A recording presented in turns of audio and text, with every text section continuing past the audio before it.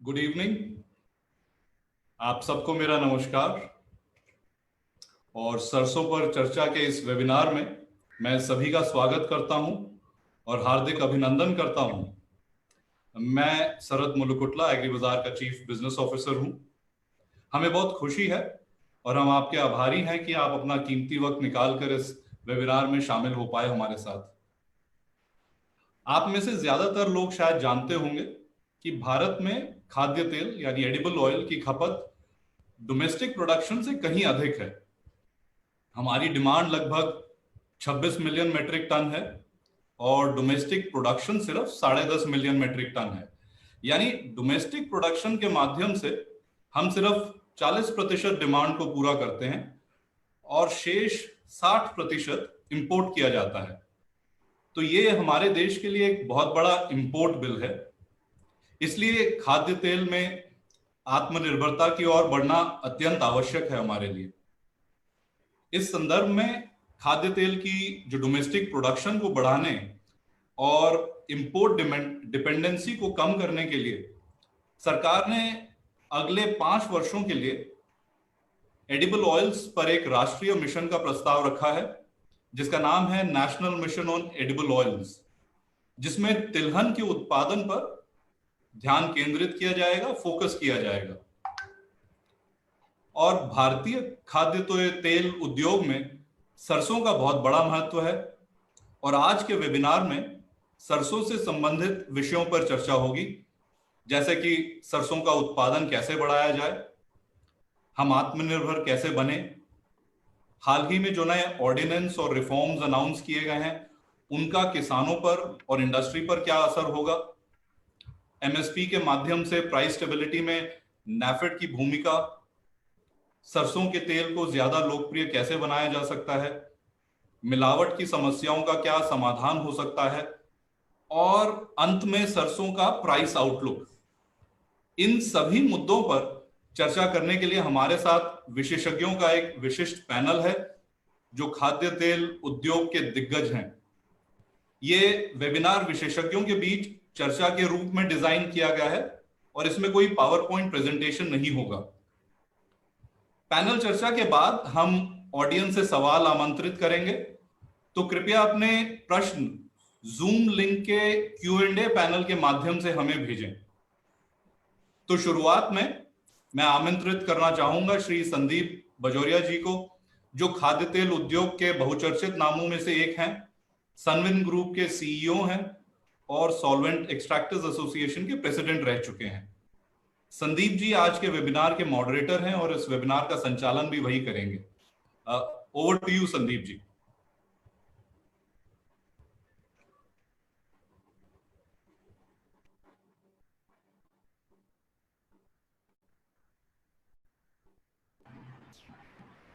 And आप अपने सब लोग आज इस मंच पे, एग्री बाजार के मंच पे, सरसों का तेल और सरसों का सीड जितना इम्पोर्टेंट सब्जेक्ट है नेशन के लिए, उस पे आप सब लोग इकट्ठा हुए हैं और अपने पास बहुत अच्छा एक्सपर्ट्स का पैनल है और इंटरेस्टिंग सब्जेक्ट्स अपने डिस्कस करने वाले हैं। सो भाइयों, अभी पहले मैं ये शुरुआत करने के लिए मैं एक आपको इंटरनेशनल सिनेरियो बताना चाहता हूँ कि हम दुनिया में एक पूरा इकोसिस्टम में जी रहे हैं और दुनिया में क्या हो रहा है वो हमको पहले देखना और समझना चाहिए। तो देखिए, जैसे सोयाबीन है, सोयाबीन का उत्पादन जो है आज वर्ल्ड का नंबर 1 है ब्राजील, जहां 1260 लाख टन का उत्पादन होता है। फिर अमेरिका, ये साल 1160 लाख टन का उत्पादन अमेरिका में होने वाला है। फिर अर्जेंटीना, ये साल 540 लाख टन का उत्पादन अर्जेंटीना में होने वाला है। तो ये उत्पादन है। और हमारे यहाँ सोयाबीन का उत्पादन क्या है? पिछले साल 93 लाख टन था, 93 लाख टन, और आने वाले साल में 110 लाख टन। तो कहाँ तो ब्राजील 1260 लाख टन, कहाँ अमेरिका 1160 लाख टन, कहाँ अर्जेंटीना 540 लाख टन, और कहाँ हम 110 लाख टन। ये स्टोरी आपको मैं बताना चाहूंगा। सोयाबीन इंडिया में 93, 94, 90 से शुरू हुआ था और उस समय 80-90 लाख टन हम तो 95, 97 तक पहुंच गए थे और हम वहीं घूम रहे हैं। पिछले 20 हो गए, 25 साल हो गए और वर्ल्ड में जो प्रोडक्शन होते थे वो 5 गुना 7 गुना बढ़ गए। उसी तरह से आप देखेंगे रेपसीड मस्टर्ड में हम लोग प्रोडक्शन में वहीं घूम रहे हैं 60 लाख से 65-75 लाख के बीच में। अब समय आ गया है अपने सब लोगों को साथ में मिलके, माइंड लगा के और गवर्नमेंट के साथ में हाथ बटा के इस पूरी चीज को ब्रेक थ्रू करना है। ये जो 75, 80, 70 लाख टन का जो मसला है, इसको तोड़ के हमें 200 लाख टन पे पहुंचना है सरसों में। और इसके लिए हमें, हमारे साथ जो एक्सपर्ट पैनल है वो सब हमें बताएंगे रोड मैप किस तरीके से ये किया जा सकता है और क्या क्या उसके लिए हमें सबको मिलकर स्टेप लेनी है और क्या क्या गवर्नमेंट से हमको कॉपरेशन मिलेगा नेशनल मिशन ऑन ऑयल्स में। दूसरी बात देखिए, इंडिया में हमारा जो खाने का तेल है उसकी खपत 235 लाख टन की होती है। 235 लाख टन की खपत में हमारा ओन प्रोडक्शन जो है 75 से 80 लाख टन का होता है। बाकी हम लोग 150-55 लाख टन इंपोर्ट करते हैं। 2/3 इंपोर्ट करते हैं, 1/3 हमारा प्रोडक्शन है। अब ये साल लेकिन बीच में लॉकडाउन और कोरोना के चक्कर में लेके अप्रैल, मई, जून, ये 3-4 महीने में पाम ऑयल की डिमांड बड़ी तरह से सफर करी है। बिकॉज पाम ऑयल एक ऐसा तेल है जो घर में सिर्फ 40% यूज होता है और बाहर होटल में, रेस्टोरेंट में, केटरिंग में, फिर बाद में फ्राइंग में, होटल में, हलवाई में, बिस्किट में, शॉर्टनिंग में, यहाँ 60% यूज होता है। तो ये लॉकडाउन कोरोना के चक्कर में 4 महीने में पाम ऑयल की डिमांड का 15 लाख टन का नुकसान हुआ। तो ये साल हमें पाम ऑयल का जो इंपोर्ट इंडिया में होने वाला है, जो पिछले साल 90 लाख टन का हुआ था, ये साल पाम का इंपोर्ट सिर्फ 75 लाख टन होगा। बाकी दूसरे तेलों का, जैसे सरसों तेल है, सोयाबीन तेल है, सनफ्लावर तेल है, इनका खपत जो है वो बढ़ी है।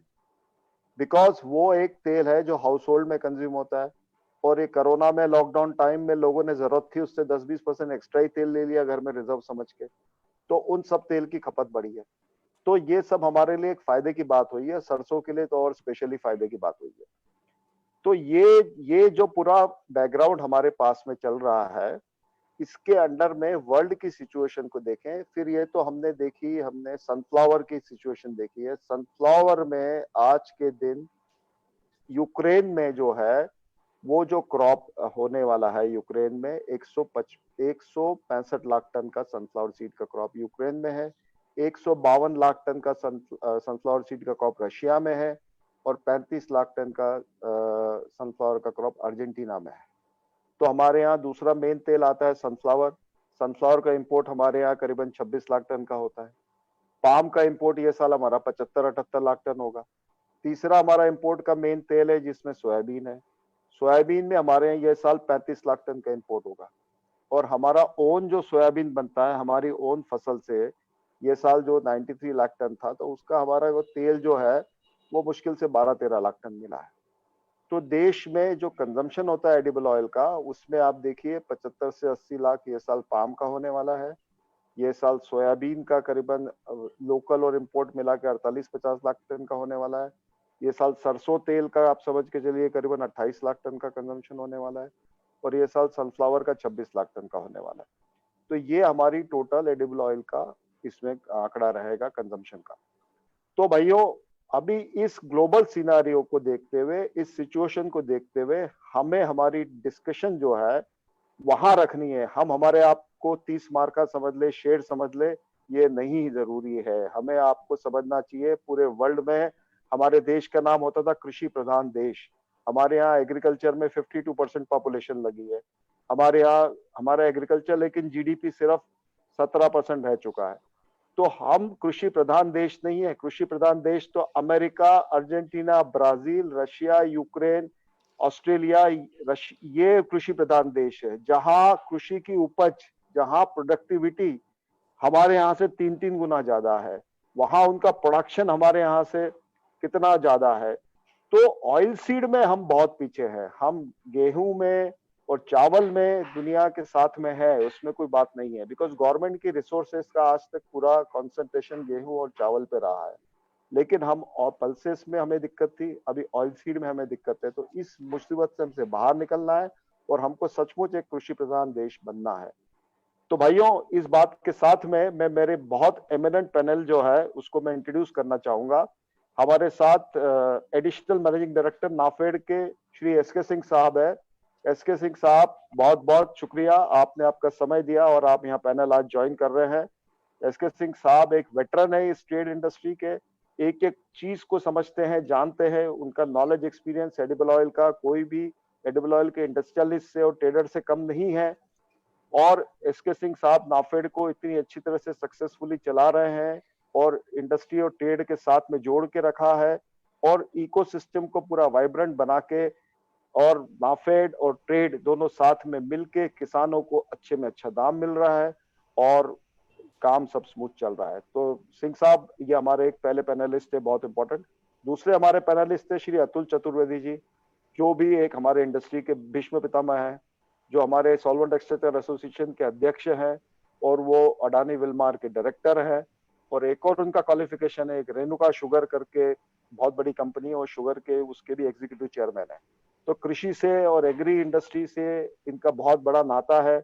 अतुल जी को आज आप कोई भी सब्जेक्ट पे एग्रीकल्चर पे बात करने को बोलिए, कोई भी कमोडिटी के, तो आंख बंद करके बात कर सकते हैं। तो अतुल जी बहुत बहुत शुक्रिया आज हमारे साथ जुड़ने का। तीसरे हमारे साथ में है श्री संजीव अस्थाना जी, जो सीईओ है रुचि सोया के। अस्थाना जी का भी बहुत एक्सपीरियंस है इस ट्रेड इंडस्ट्री में। पहले वो कारगिल में थे, फिर उन्होंने फार्मर ओरिएंटेड वेंचर चलाए हैं और आज अभी वो रुचि सोया के सीईओ का प्रभार उन्होंने संभाला है। तो अस्थाना जी का जितना एक्सपीरियंस है मल्टीनेशनल कंपनी में, प्राइवेट कंपनी में, किसानों से जुड़े हुए इसमें, तो ये बहुत हमारे लिए यूजफुल है। और अस्थाना जी आज हमें गाइड करेंगे, हमें रोड मैप देंगे कैसे हम आगे बढ़ेंगे। चौथे हमारे पैनलिस्ट है श्री विजय डाटा जी।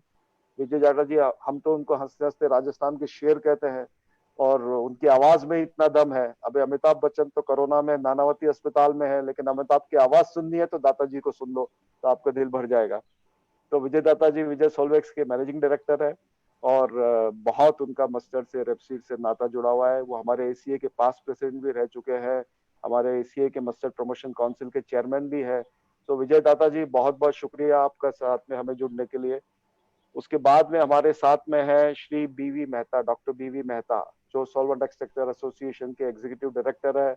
उन्हें हम encyclopedia of vegetable oil industry कहते हैं, जिनके पास में इस इंडस्ट्री का पिछले 50 साल का चिट्ठा, कोई भी डेटा, कोई भी स्टैटिस्टिक्स, कुछ भी आप पूछना चाहे, इवन गवर्नमेंट वाले अफसरों को पूछना होता है, कोई पार्लियामेंट का क्वेश्चन आता है, गवर्नमेंटों की मीटिंगें होती है, उस समय कोई उनको इन्फॉर्मेशन चाहिए, तो वो मीटिंग के एक घंटा पहले, एक दिन पहले डॉक्टर मेहता साहब के पास फोन आता है, अरे ये मीटिंग है, ये इन्फॉर्मेशन है, ये पार्लियामेंट क्वेश्चन है, मेहता साहब आप ही बचा पाएंगे हमको, आप जरा इन्फॉर्मेशन दीजिए इसका क्या हो सकता है। तो डॉक्टर मेहता हमारे साथ जुड़े हैं और थैंक यू डॉक्टर मेहता आज समय निकाल के हमारे साथ जुड़ने के लिए। And last not the least हमारे साथ हमारे दोस्त अनिल कुमार चत्तर जी है, मधु ट्रेडिंग कंपनी के मालिक, और इनका इतना एक्सपीरियंस है, इतना नॉलेज है और इतना डीप लगाव है ये मस्टर्ड से, और सब लोग जगह पे इनके एस्टिमेट होते हैं, इनकी मार्केट के बारे में क्या व्यू है, ये सब लोग बहुत ध्यान से सुनते हैं। और आज अनिल जी हमारे साथ जुड़े हुए हैं। तो हमने ऐसा एक पैनल बनाया है कि जिसमें government, administration, industry, expert, data, statistics plus trade and market, सब मिला के सब लोगों का मिलके एक व्यू अपने को मिलेगा और हम बहुत अच्छा इसमें आगे बढ़ पाएंगे। तो ये बात के साथ मेरा सब पैनलिस्ट का इंट्रोडक्शन हुआ। अब मैं फॉर्मेट ये करूंगा, मैं सब पैनलिस्ट को जो है सवाल पूछूंगा।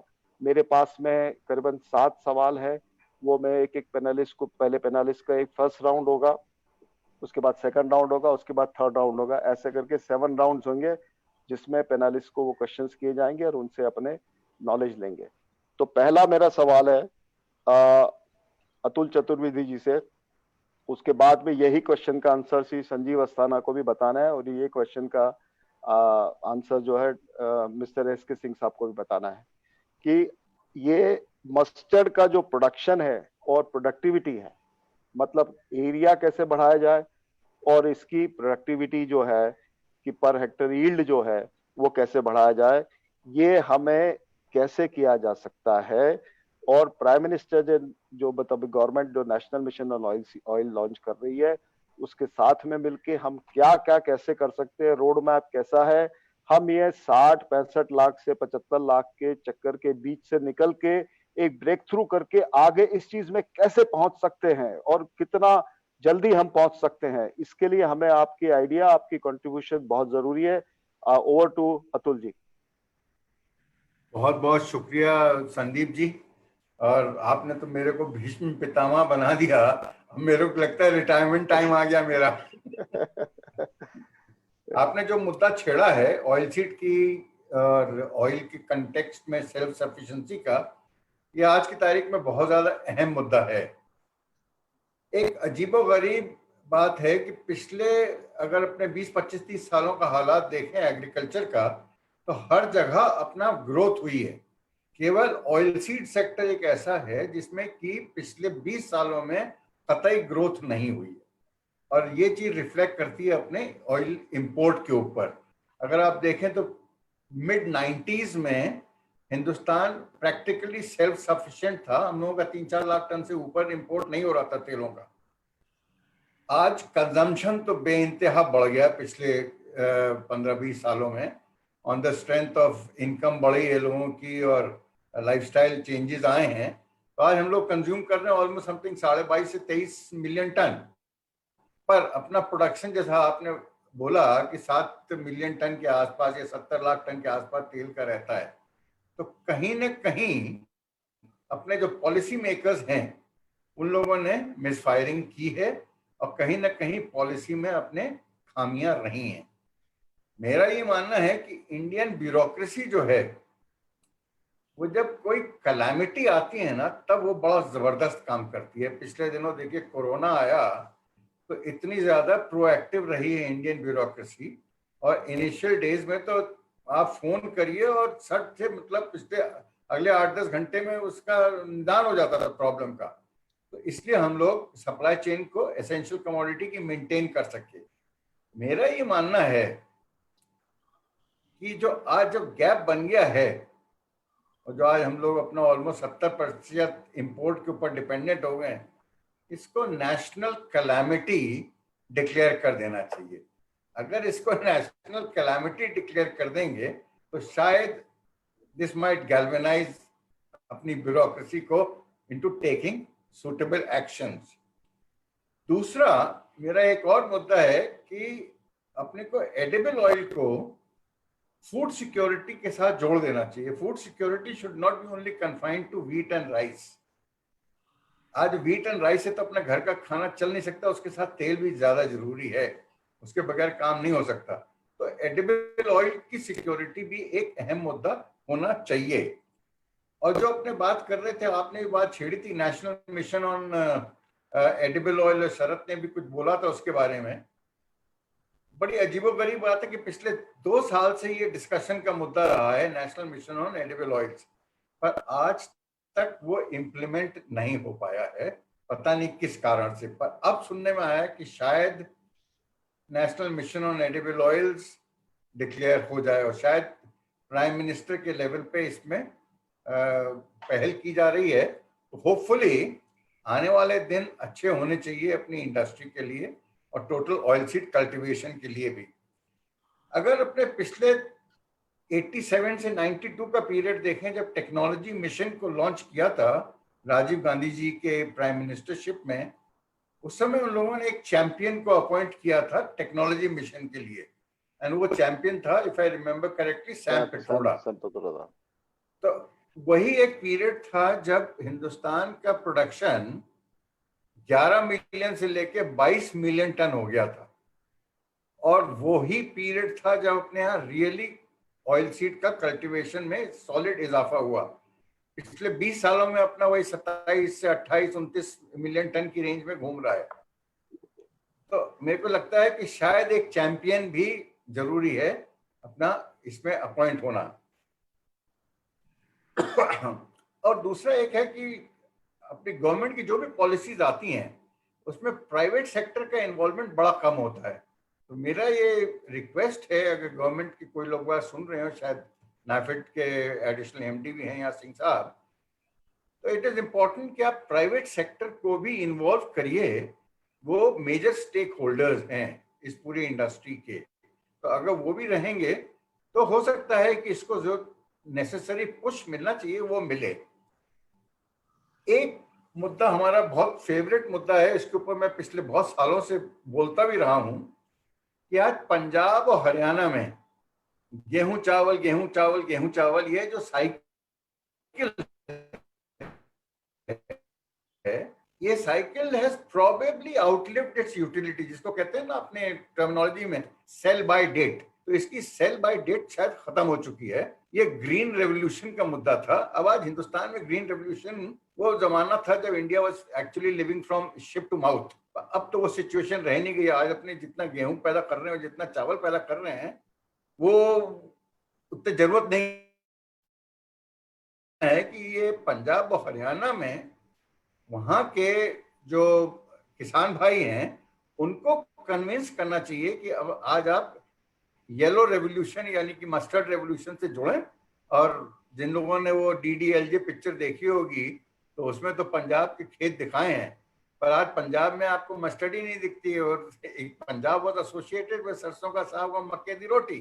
तो सरसों एंड मक्के की रोटी, मक्का, this could be your answer in Punjab.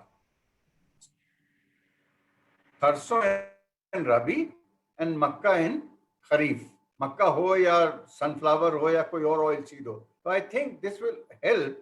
Punjab का और हरियाणा का जो वाटर टेबल भी गिर रहा है उसको भी सपोर्ट करेगा गिरने से रोकने में। आज मेरे को मालूम पड़ा कि 32 सेंटीमीटर पर एनम हम लोग वाटर टेबल नीचे जा रहा है। तो ये एक अच्छा, इसके लिए जो भी करना पड़े गवर्नमेंट को, पैसे भी शायद अपने को इंसेंटिव देना पड़ेगा और उनको बाइंग का सपोर्ट देना पड़ेगा। और बाइंग में आज नैफिड से बढ़िया तो कोई ऑर्गेनाइजेशन है नहीं। मस्टर्ड को देखिए क्या जबरदस्त हुआ है। अगले 2-4 साल को अगर सपोर्ट कर दिया आपने पंजाब हरियाणा के फार्मर को, तो वो फार्मर इतना कैपेबल है कि आज को जो एवरेज आपकी ये 1100 टन की आती है, 1100 किलो पर हेक्टेयर की आती है, वो इस यील्ड को 2000 ले जाएगा। तो पंजाब एंड हरियाणा वो बड़े हार्डी किसान हैं। तो ये एनकरेजमेंट बहुत जरूरी है। उसके लिए जो भी इंसेंटिव चाहिए वो देना चाहिए। एक और मुद्दा जो है ऑयल सीड के मुतल्लक हमारा कहना यह है कि आज पैसे की वैसे ही कमी हो रही है हिंदुस्तान में। GST का कलेक्शन भी घटता जा रहा है, टैक्सेशन अपने कोरोना के कारण वैसी तकलीफ है। तो क्यों ना ऐसी चीज अपने करें कि जिससे कि ये बजट के ऊपर कोई इफेक्ट ना आए। तो आज जब 2,500-3 हजार रुपए टन जितना ऑयल इंपोर्ट हो रहा है उसके ऊपर एक सेस लगाइए। तो अगर मान लीजिए आप 3,000 रुपए टन की सेस लगाते हैं, ऑयल सीड डेवलपमेंट सेस, तो 4-4.5 हजार करोड़ साल का आपका पैसा इससे आ जाएगा। इस पैसे को आप डाइवर्ट करिए ऑयल सीड डेवलपमेंट में। तो इससे 2 काम हो जाएंगे। एक तो सेस लगने से हिंदुस्तान का जो ऑयल सीड का फार्मर है उसको उसकी प्रोड्यूस का बेहतर दाम मिलेगा, और जो पैसा आप जनरेट कर रहे हैं वो आप उसको प्लाउ बैक कर दीजिए ऑयल सीड डेवलपमेंट में। तो आने वाले दिनों में आपकी सेल्फ सफिशिएंसी इंप्रूव होगी, आपकी डिपेंडेंस बाहर के ऊपर उतनी ज्यादा कम होगी। तो मैं समझता हूं इसके ऊपर थोड़ी तवज्जो अगर दी जाए तो this could be a game changing वो क्या नाम action. Thank you Atul ji, thank you very much. अभी मैं संजीव अस्थाना जी से चाहूंगा अपने व्यू प्रकट करें। धन्यवाद संदीप जी, और ये नमस्कार सबको। देखिए ऐसा है कि अतुल जी ने काफी सारी चीजें बताई हैं, तो मैं उन चीजों को दोबारा कवर नहीं करूंगा, लेकिन मैं एक उदाहरण देना चाहता हूं कि दुनिया भर में और हिंदुस्तान में भी जो भी क्रॉप का उत्पादन बढ़ा है, जैसे गेहूं और चावल का बढ़ा है, उसके ऊपर एक स्ट्रॉन्ग बैकिंग था सरकार का कि एक MSP का भाव डिक्लेयर सरकारी संस्थाएं उसके पीछे जीतती थी। और उसी प्रकार से north western part of India में, क्योंकि फूड सिक्योरिटी का जो इशू लिंक था हमेशा से, जैसे पंजाब, हरियाणा और वेस्टर्न उत्तर प्रदेश में हम लोगों ने देखा कि एक गेहूं की बहुत ही ज्यादा उत्पादकता बढ़ी। उसी प्रकार से हम लोगों ने देखा कि पैडी का प्रोडक्शन बढ़ा, उसका प्रोक्योरमेंट बढ़ा, उसी तरीके से वहां चला। अगर मैं इसको देखूं कि दालों में जिस प्रकार से हिंदुस्तान का इंपोर्ट था, और हम लोग बाहर से second largest import item India का दालें हुआ करती थी, वो भी उसको जब एक बार सरकार का एक पुश मिला, MSP की परचेज शुरू हुई, एक वृहद पैमाने पे सारे स्टेट्स में सरकार ने जाना शुरू किया, हम लोगों ने देखा कि तुरंत एक तेजी से उसकी उत्पादकता बढ़ी, उसमें प्रोडक्शन बढ़ा और किसानों को एक बड़ा रिलीफ मिला, और जिससे हमने देखा कि इंपोर्ट जो थे बिल्कुल स्टेबलाइज कर गए। इनफैक्ट टू दी एक्सटेंट कि कई जो इंडिया ने बहुत जगह बायलैटरल एग्रीमेंट करके अफ्रीका वगैरह में मोजाम्बिक और कई देशों से दालों के प्रोडक्शन का कर रखा था, वो इंडिया का इंपोर्ट भी बल्कि हो ही नहीं पाया। उससे थोड़ा सा नाराजगी भी बढ़ी, लेकिन एक उदाहरण हमारे सामने है कि जिसमें सपोर्ट मिला। उसी प्रकार से आप देखें कि शुगर केन है या जो भी है, तो पहला चीज जो सबसे बड़ा इंटरवेंशन जो किसी भी क्रॉप के प्रोडक्शन को अधिक बढ़ाने में है, वो सरकार का एक बहुत अहम रोल होता है कि उसको किस प्रकार से एमएसपी का एक इंसेंटिव दिया जा सकता है जिसमें हायर प्राइस दिया जा सके। एक उसको सपोर्ट दिया जा सकता है उसके थ्रू कि आपने जो उनको इंसेंटिव एक प्रकार का मिलता है किसानों को, लेकिन साथ में एक चीज ध्यान रहे कि इंडस्ट्री का रोल एक बहुत अहम है। तो अगर आपको याद हो कि एक जमाने में सनफ्लावर का प्रोडक्शन पंजाब में काफी बढ़ना शुरू हो गया था, लेकिन सनफ्लावर का प्रोडक्शन इसलिए घटा क्योंकि वहां पे कोई इंडस्ट्री आई नहीं, और धीरे धीरे किसानों ने उगाया, उनको बुरा 2-3 साल 4 साल उन्होंने देखा, उनको नुकसान हुआ और उन्होंने धीरे धीरे करके उसको खत्म करना शुरू कर दिया। और इसीलिए मेरे को 3 केंद्र बिंदु मैं चाहता हूं कि जिसके बारे में बताऊं कि जैसे किस तरीके से मस्टर्ड का प्रोडक्शन में आना चाहता हूं उसके ऊपर स्पेसिफिक कि 3 बिंदु हैं जिसके ऊपर हम सबको एक तरीके से देखना होगा कि कैसे उसका मस्टर्ड का प्रोडक्शन बढ़े। पहला ये है जो मैंने ऑलरेडी बता दिया कि पॉलिसी स्तर के जो इंटरवेंशंस हैं वो बहुत आवश्यक है।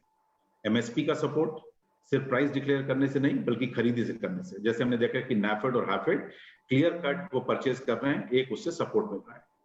दूसरा एक पॉलिसी का बहुत बड़ा इंटरवेंशन है जो कि किसी भी तेल के लिए है लेकिन मस्टर्ड के लिए भी उतना ही वैलिड है कि अगर हम लोग कंटिन्यूअसली उसको इंपोर्ट करते रहेंगे बिना किसी कंट्रोल के तो ये कल को 20 मिलियन टन भी हो सकता है। तो अगर आप देखेंगे कि पिछले 15-20 साल में जो एडिशनल डिमांड तेल का निकल रहा था वो ज्यादातर सिर्फ इंपोर्ट से फुलफिल हो रहा था क्योंकि आपके पास एक पाम का एक ऑप्शन था मलेशिया इंडोनेशिया में जिससे आता रहा। तो WTO के स्तर पे हमारे पास एडिक्वेट हेडरूम अवेलेबल है अभी कि अगर हम ड्यूटीज को बढ़ा सकते हैं। एक उसको डिस्करेज करना चाहिए कि पाम इंपोर्ट जो है कंटिन्यूअसली बढ़ नहीं सकता, लेकिन किस प्रकार से आप, लेकिन हमारे पास इमीडिएट मुद्दा आता है फूड इन्फ्लेशन का।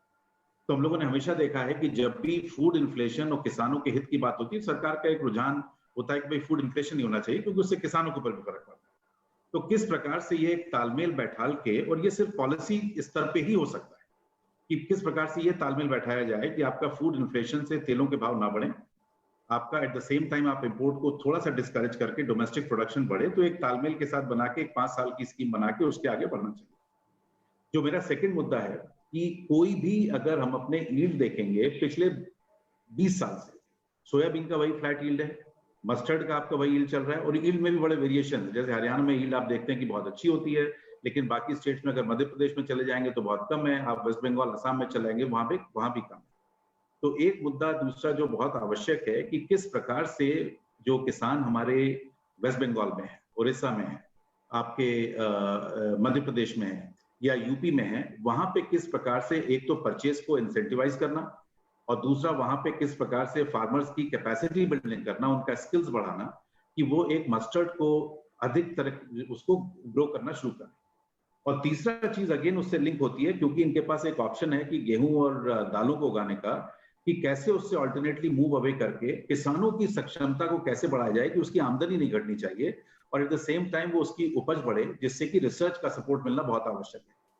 हमारे पास दुनिया का सबसे वृहद पैमाने का रिसर्च फैसिलिटीज है एग्रीकल्चर में, ICAR और IRA के सिस्टम्स और लेबोरेटरीज में, लेकिन उसके बावजूद हम लोग देखते हैं कि वहां पे ज्यादा बढ़ नहीं रहा किसी भी तरीके से। हमारा फ्लैट यील्ड्स हैं, उसके ऊपर बहुत मेजर रिसर्च करना है, बहुत मुद्दे करने हैं। अभी मैं इसके ऊपर रुकूंगा क्योंकि अभी बहुत ये समय भी लग रहा है, लेकिन एक एरिया एक्सपेंशन, पॉलिसी सपोर्ट, आपका इंपोर्ट का रिस्ट्रिक्शंस, लेकिन सबसे बड़ा चीज है कि अगर आपने पर हेक्टेयर यील्ड को नहीं बढ़ाया तो एक लिमिट इंडिया में हमारे पास 142 मिलियन हेक्टेयर की लैंड एरिया है, वो बढ़ने का कोई स्कोप नहीं। तो अगर आप तेल को बढ़ाएंगे तो किसी और से वो जमीन चली जाएगी। वो हम लोग को देखना पड़ेगा कि किस प्रकार से ये लैंड और इसका जो एक कॉन्फ्लिक्ट है कि तेल करें कि गेहूं करें कि दालें उगाएं, वो वाला बात एक तालमेल बना के सरकार के स्तर पे करना पड़ेगा, इंडस्ट्री को सपोर्ट करना पड़ेगा। अतुल जी ने बहुत अच्छा चीज बोली कि इंडस्ट्री का इंटरवेंशन इन पॉलिसी फॉर्मेशन बहुत ही आवश्यक है क्योंकि वहीं से आपको सही प्रकार के इनपुट मिल सकते हैं कि किस प्रकार से इसको आगे बढ़ना चाहिए। Thank you Sanjeev ji. बहुत अच्छे। अब मैं सिंह साहब से गुजारिश करूंगा, सर अपने व्यूज बताएं इस मैटर में। थैंक यू जोड़िया साहब, नमस्कार सबको। और सबसे पहले मैं एग्री बाजार को थैंक यू कहूँगा जो उन्होंने एक वेबिनार ऑर्गेनाइज किया। और कभी कभी जब डिफिकल्ट चैलेंजेस होते हैं तो अपॉर्चुनिटीज भी होती हैं। आज करीब 626 लोग जो मैं देख रहा हूँ कि इस वेबिनार में जुड़े हैं, और 626 लोग को इकट्ठा करके यदि आप कोई फिजिकल कॉन्फ्रेंस करें तो उसमें कितनी कठिनाइयाँ आएंगी ये सबको मालूम है। तो थैंक यू एवरीबॉडी, जो आप लोगों ने सबने एक अच्छा एक मंच तैयार किया जिसमें हम लोग कुछ पॉजिटिव बातें करके इस इंडस्ट्री और इस देश के लिए कुछ बात करें। सबसे पहले अतुल साहब को मैं धन्यवाद देना चाहूँगा, संजीव जी को धन्यवाद देना चाहूँगा, बजोड़िया साहब को, जिन्होंने कुछ मुद्दे आज टॉकिंग पॉइंट्स रोड अहेड जिसकी बातें की।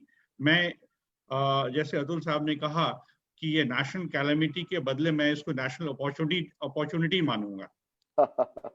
बात यह है कि जब हम इतने पॉपुलस देश हैं, जब हमारे पास डिमांड अपना सेल्फ डिमांड है, तो हमारे फार्मर्स के लिए सबसे बड़ी अपॉर्चुनिटी है। ये हमारे ओवरसीज के फार्मर्स के बजाय ये हमारे अपने फार्मर्स की अपॉर्चुनिटी होनी चाहिए। इसको मैं इजाजत दें चतुर्वेदी साहब तो इस स्लोगन को मैं नेशनल अपॉर्चुनिटी कह करके मैं अपनी बात स्टार्ट करना चाहूंगा। दूसरी बात, यदि आज सबने न्यूज़पेपर में आदरणीय प्रधानमंत्री जी का कथन सुना होगा, तो उन्होंने कल मणिपुर के फाउंडेशन डे पर जो उन्होंने नेशन को एड्रेस किया, तो उस एड्रेस में एक बहुत बड़ा जो बिंदु था जो डिस्कशन में आया, वो तेल आयात का और भारत किस तरीके से तेलों में आत्मनिर्भर बने इसके बारे में प्रधानमंत्री जी का आह्वान था। और उन्होंने इसको अच्छी तरीके से लाया कि जो आज हमारे पास जो आंकड़े हैं, उन आंकड़ों में किस तरीके से पाम ऑयल की जो कंपोजिशन है वो हमारे इंपोर्ट्स का कितना बड़ा हिस्सा है। और उन्होंने पाम ऑयल मिशन पर जोर दिया और नॉर्थ ईस्ट के फार्मर्स को उन्होंने आह्वानित किया कि आप ज़्यादा से ज़्यादा पाम ऑयल प्लांटेशन की तरफ जाएं, जिस तरीके से हम अपने भारत में ही उसको ग्रो करके आत्मनिर्भर बने। मैं आपको इसी तरीके के आह्वान को जो 2015-16 में प्रधानमंत्री जी ने दिया था दलहन के बारे में, उन्होंने हजारीबाग के बरही जगह से किसानों को यह कहा था कि आपको यदि 5 एकड़ की खेत है तो कम से कम उसमें 1 एकड़ में दलहन पैदा करो। वो दिन जब हमारे देश में दालों की कीमत काफी बढ़ गई थी, उस समय बफर बनाने का फैसला लिया गया था और दाल जो उत्पादन था मात्र 16 मिलियन टन रह गया था, जिसके कारण काफी ज्यादा हमें आयात करना पड़ा था। वो दिन और आज का दिन जब हम 25 मिलियन टन पर पहुंच चुके हैं, तो इसमें हमारे farmer, policy maker, industry and हमारी जैसी एजेंसियां, स्टेट एजेंसियां, सबका बहुत बड़ा रोल है, योगदान है, जो आज हम दलहन में जिस तरीके से सफलता हम लोगों ने पाई है।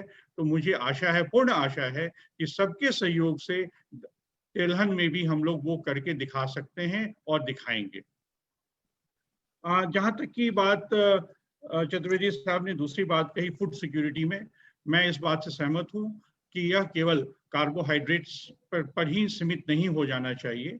और अभी आपने देखा होगा कि जैसे जैसे दलहन की उत्पादन बढ़ी, तो पिछले साल ही एक स्कीम हम लोगों ने लाया जहाँ पर डिस्काउंटेड पल्सेस स्कीम फ्लोट किया गया, जिसमें बहुत रियायत दाम पर दालें स्टेट्स को मुहैया कराई गई।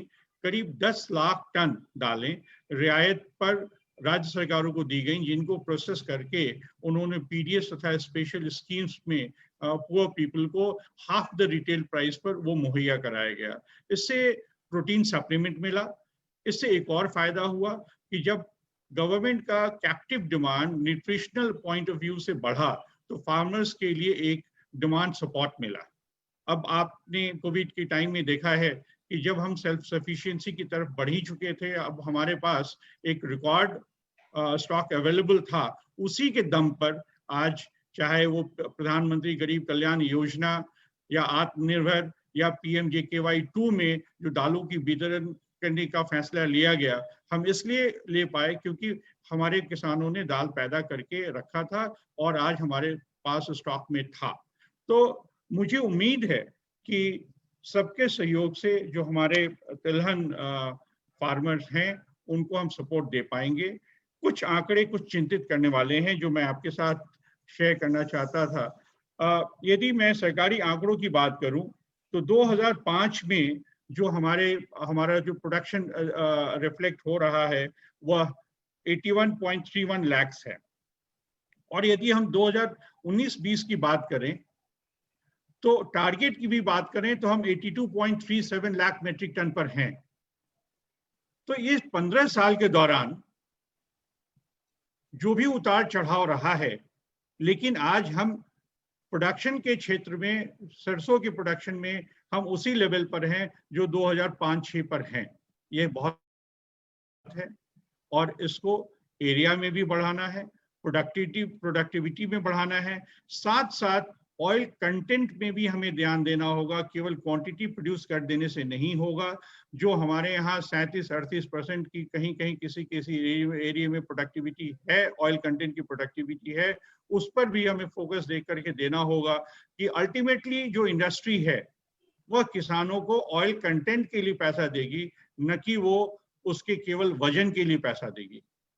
तो इसके लिए जो भी अनुसंधान करने हैं, जो उसमें सीड में, प्रैक्टिसेस में, उसके गुड प्रैक्टिसेस ऑफ एग्रीकल्चर में जो ध्यान देना होगा वो हमें करना होगा। जहां तक की एक बात आई कि सरकारी सपोर्ट की, आपके पास आंकड़े हैं, और यदि मेरे पास जो आंकड़े हैं यदि उससे मैं ये 20 साल में जो हम लोगों ने इंटरवेंशन किया है एमएसपी के साथ, जो किसानों को हम लोगों ने डिफरेंट स्टेट्स में, जो मेजर स्टेट्स आपके वही रहे हैं, गुजरात, मध्य प्रदेश, हरियाणा, राजस्थान, यूपी, ये जो 5 एमपी, ये जो 5 स्टेट रहे हैं, आपको ये मैं बताना चाहूँगा कि जब 81 लाख मीट्रिक टन का उत्पादन हुआ था 2005-6 में, हम लोगों ने 20,84,114 मीट्रिक टन, आप ये समझ लीजिए ऑलमोस्ट 1/4 स्टॉक हम लोगों ने एमएसपी पे खरीदा था। और वो कहानी वहीं खत्म नहीं हुई। 2006-7 में हम लोगों ने 22 लाख मीट्रिक टन खरीदा था, 2007-8 में 21 लाख मीट्रिक टन खरीदा था। उसके बाद आप 2007-8 के बाद प्रोडक्शन में भी गिरावट आई, मार्केट मोटा मोटी स्थिर रहे होंगे, और उसके बाद ये जो सिलसिला शुरू हुआ दोबारा खरीद का 2018-19 में 8,78,000, 19-20 में 10,89,000 और 20-21 में 8,03,848 मीट्रिक टन हम लोगों ने खरीदा। तो आप अमूमन ये पाएंगे कि ऐसे सालों में जब भी हमें एमएसपी खरीदने की जरूरत पड़ी, उस समय हम लोग 10 से लेकर के 25% तक उत्पाद का खरीद करके फार्मर्स को सपोर्ट किया गया। लेकिन मैं ये बात, वैसे नाफेड के लिए खरीद करके और हमें इनकम होती है, हमें सर्विस चार्जेस मिलते हैं, लेकिन मैं व्यक्तिगत तौर पे कहता हूं कि यदि बहुत ज्यादा हमें एमएसपी पे खरीदने की जरूरत पड़े तो वो एक उचित स्थिति नहीं है। इसका एक बहुत सही संतुलन बनाना पड़ेगा। हम एक सपोर्टिव रोल में हैं, हम प्रोक्योरमेंट करके सप्लाई रोल में नहीं है, वो इंडस्ट्री का काम है। फार्मर इंडस्ट्री के लिए ग्रो कर रहा है। जब किसी कारण से, कुछ ऐसे इमरजेंसी कारण से यदि मार्केट कभी भी चरमराने की स्थिति में है, उस समय के लिए हम हैं। हमारे इंटरवेंशन को रूटीन ना बनाया जाए। ये बात जरूर है कि संजीव जी ने बात जो कही, मैं इससे अग्री करता हूं कि जो विस्तारित क्षेत्र हैं, जो नए विस्तारित क्षेत्र हैं या आएंगे, जहां पर हमें किसानों को इनकरेज करना है कि आप तिलहन लगाएं, जैसे चतुर्वेदी साहब ने पंजाब एंड हरियाणा की बात की, यह प्रयास बहुत दिनों से हो रहा है कि वहाँ के किसान, जैसे आपने कहा फिल्म की भी बात कही, मैगजीन्स की भी बात कही, और एक वहाँ के बोलचाल में भी जो सरसों का इम्पोर्टेंस है वो होना चाहिए, और उसके बाद उस एरिया में प्रोड्यूस करके हमें कंज्यूम भी करनी चाहिए। बात अभी क्या है कि बहुत सारे ऐसे प्रदेशों में प्रोड्यूस तो हो रहा है लेकिन कंज्यूम नहीं हो रहा है, तो ओनरशिप नहीं आ रही है। वो आप यदि प्रोड्यूस कर रहे हैं तो आप बहुत एक डिस्टेंट लैंड के लिए कर रहे हैं।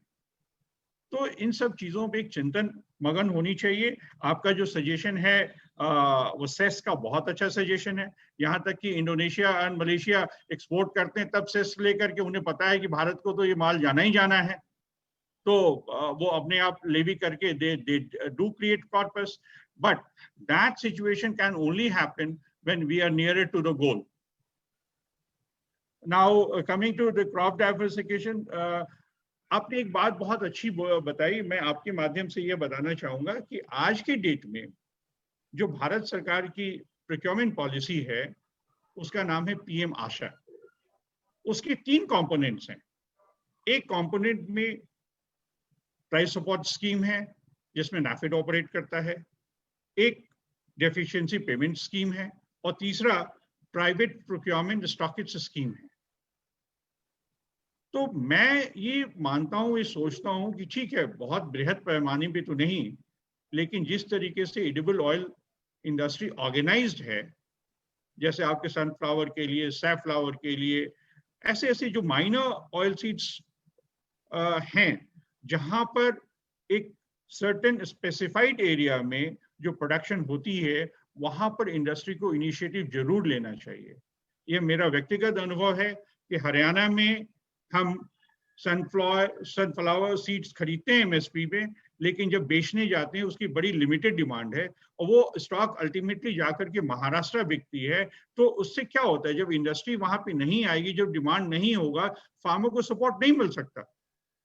तो इन सब पे चिंतन करते हुए अभी जो भारत सरकार ने जो 3 ऑर्डिनेंसेस निकाले हैं उसमें बहुत अपॉर्चुनिटी है। कल तक जो आप मिल डिलीवरी की बात करते थे, जिसमें फिर आप मिल डिलीवरी लेकर के आपको मंडी टैक्स ये देना पड़ता है था, ये सारे चीजों से आपको राहत मिल गई। जो कॉन्ट्रैक्ट फार्मिंग है, कॉन्ट्रैक्ट फार्मिंग करके आप एडिबल ऑयल सीड्स का प्रोडक्शन बहुत तेजी से बढ़ा सकते हैं। आपके बिहार में, वेस्ट बंगाल में, मध्य प्रदेश जैसे आपने बात की, इन सब एरिया में नए नए एरिया को आइडेंटिफाई करके, लेकिन वहां पर इंडस्ट्री का साथ साथ ग्रो होना जरूरी है। प्रोसेसिंग मिल्स को वहां पे आने की बहुत जरूरत है, इंफ्रास्ट्रक्चर फंड्स हैं, वेयर हाउसिंग का है। तो आज की डेट में मैं ये मानता हूँ कि अपॉर्चुनिटीज हमारे पास बेतहाशा हैं। हमें इंडस्ट्री के रूप में, हमें नाफेड के रूप में, हमें फार्मर के रूप में, हमें जो भी किसी भी तरीके के जो स्टेक होल्डर्स हैं पूरे सप्लाई चेन में, प्रोडक्शन में, सबके लिए एक बहुत अच्छा मौका है जिसे हमें उपभोग करना चाहिए। इन्हीं शब्दों के साथ मैं आपके सवाल का यहीं पे विराम देता हूँ। थैंक यू सिंह साहब, बहुत खूब, बहुत अच्छे। अब अपने सेकंड राउंड पे टर्न हो रहे हैं और सेकंड राउंड हमारा अभी पैनलिस्ट को जो डिस्कशन होने वाला है उस पे, जैसे हमारा मस्टर्ड ऑयल है। मस्टर्ड ऑयल एक हमारी बहुत वैल्यूएबल कमोडिटी है। जिस तरह से ऑलिव ऑयल को वर्ल्ड में जिस तरह से मार्केटिंग किया गया है और ऑलिव ऑयल की प्रॉपर्टीज बताई गई है सबको, तो मस्टर्ड ऑयल में भी बहुत खूब और बहुत अच्छी अच्छी प्रॉपर्टीज हैं। और अभी कोविड टाइम में तो आप देख रहे हैं इसको इम्यूनिटी बूस्टर ऑयल करके भी लोग अच्छी तरह से एक्सेप्ट कर रहे हैं। सो हमारा मस्टर्ड ऑयल, लेकिन पूरा इसका मार्केटिंग नॉर्थ और नॉर्थ ईस्ट में होता है, ये वेस्ट में और साउथ में और दूसरे ऑल इंडिया में मस्टर्ड ऑयल उतना पॉपुलर और उतना यूज नहीं हो रहा है। तो हमें मस्टर्ड ऑयल की पॉपुलैरिटी ऑल ओवर इंडिया बढ़ानी है। हमें इसके लिए मस्टर्ड ऑयल की प्रॉपर्टीज लोगों को बतानी है और मस्टर्ड ऑयल का हमको बेस बढ़ाना है, क्योंकि हम प्रोडक्शन बढ़ाने की बात कर रहे हैं, 200 लाख टन मस्टर्ड सीड बताने की बात कर रहे हैं, तो मस्टर्ड ऑयल का भी प्रोडक्शन उतना बढ़ेगा। मस्टर्ड ऑयल हमारे पास 75 लाख टन बनेगा। तो हमें उस चीज के लिए रेडी होना चाहिए और मस्टर्ड को पॉपुलर बनाना चाहिए। तो इस मस्टर्ड ऑयल के लिए क्या क्या करा जा सकता है, ब्रांडिंग के लिए, मार्केटिंग के लिए, ये बड़े इंटरेस्टिंग सब्जेक्ट में मैं हमारे पैनलिस्ट के व्यू चाहूंगा। सब में पहले मैं अतुल जी से चाहूंगा कि अतुल जी आप इसमें बताइए क्या कर सकते हैं हम लोग, बिकॉज आप अडानी विल्मार में इतने बड़े बड़े फॉर्चून ब्रांड आपके दौरान में आपने बनाया है और एक एक अच्छे अच्छे ऑयल को लेके आप मार्केटिंग कर रहे हैं, तो आपका गाइडेंस इसमें हमें जरूरी है। दीप जी, मेरा तो ये मानना है कि मस्टर्ड को किसी ब्रांडिंग की और किसी प्रमोशन की कोई जरूरत नहीं है। मस्टर्ड अपने आप में इतना अच्छा तेल है कि वो अपने आप ही ब्रांडिंग कर लेता है। बट एक चीज की खास जरूरत है, हम लोगों के यहाँ दिक्कत क्या है कि जितना हम लोग मस्टर्ड तेल बनाते हैं हिंदुस्तान में, उससे कहीं ज्यादा ऑलरेडी खा रहे हैं। अब आप समझ गए होंगे कि मेरा इशारा किस तरफ है।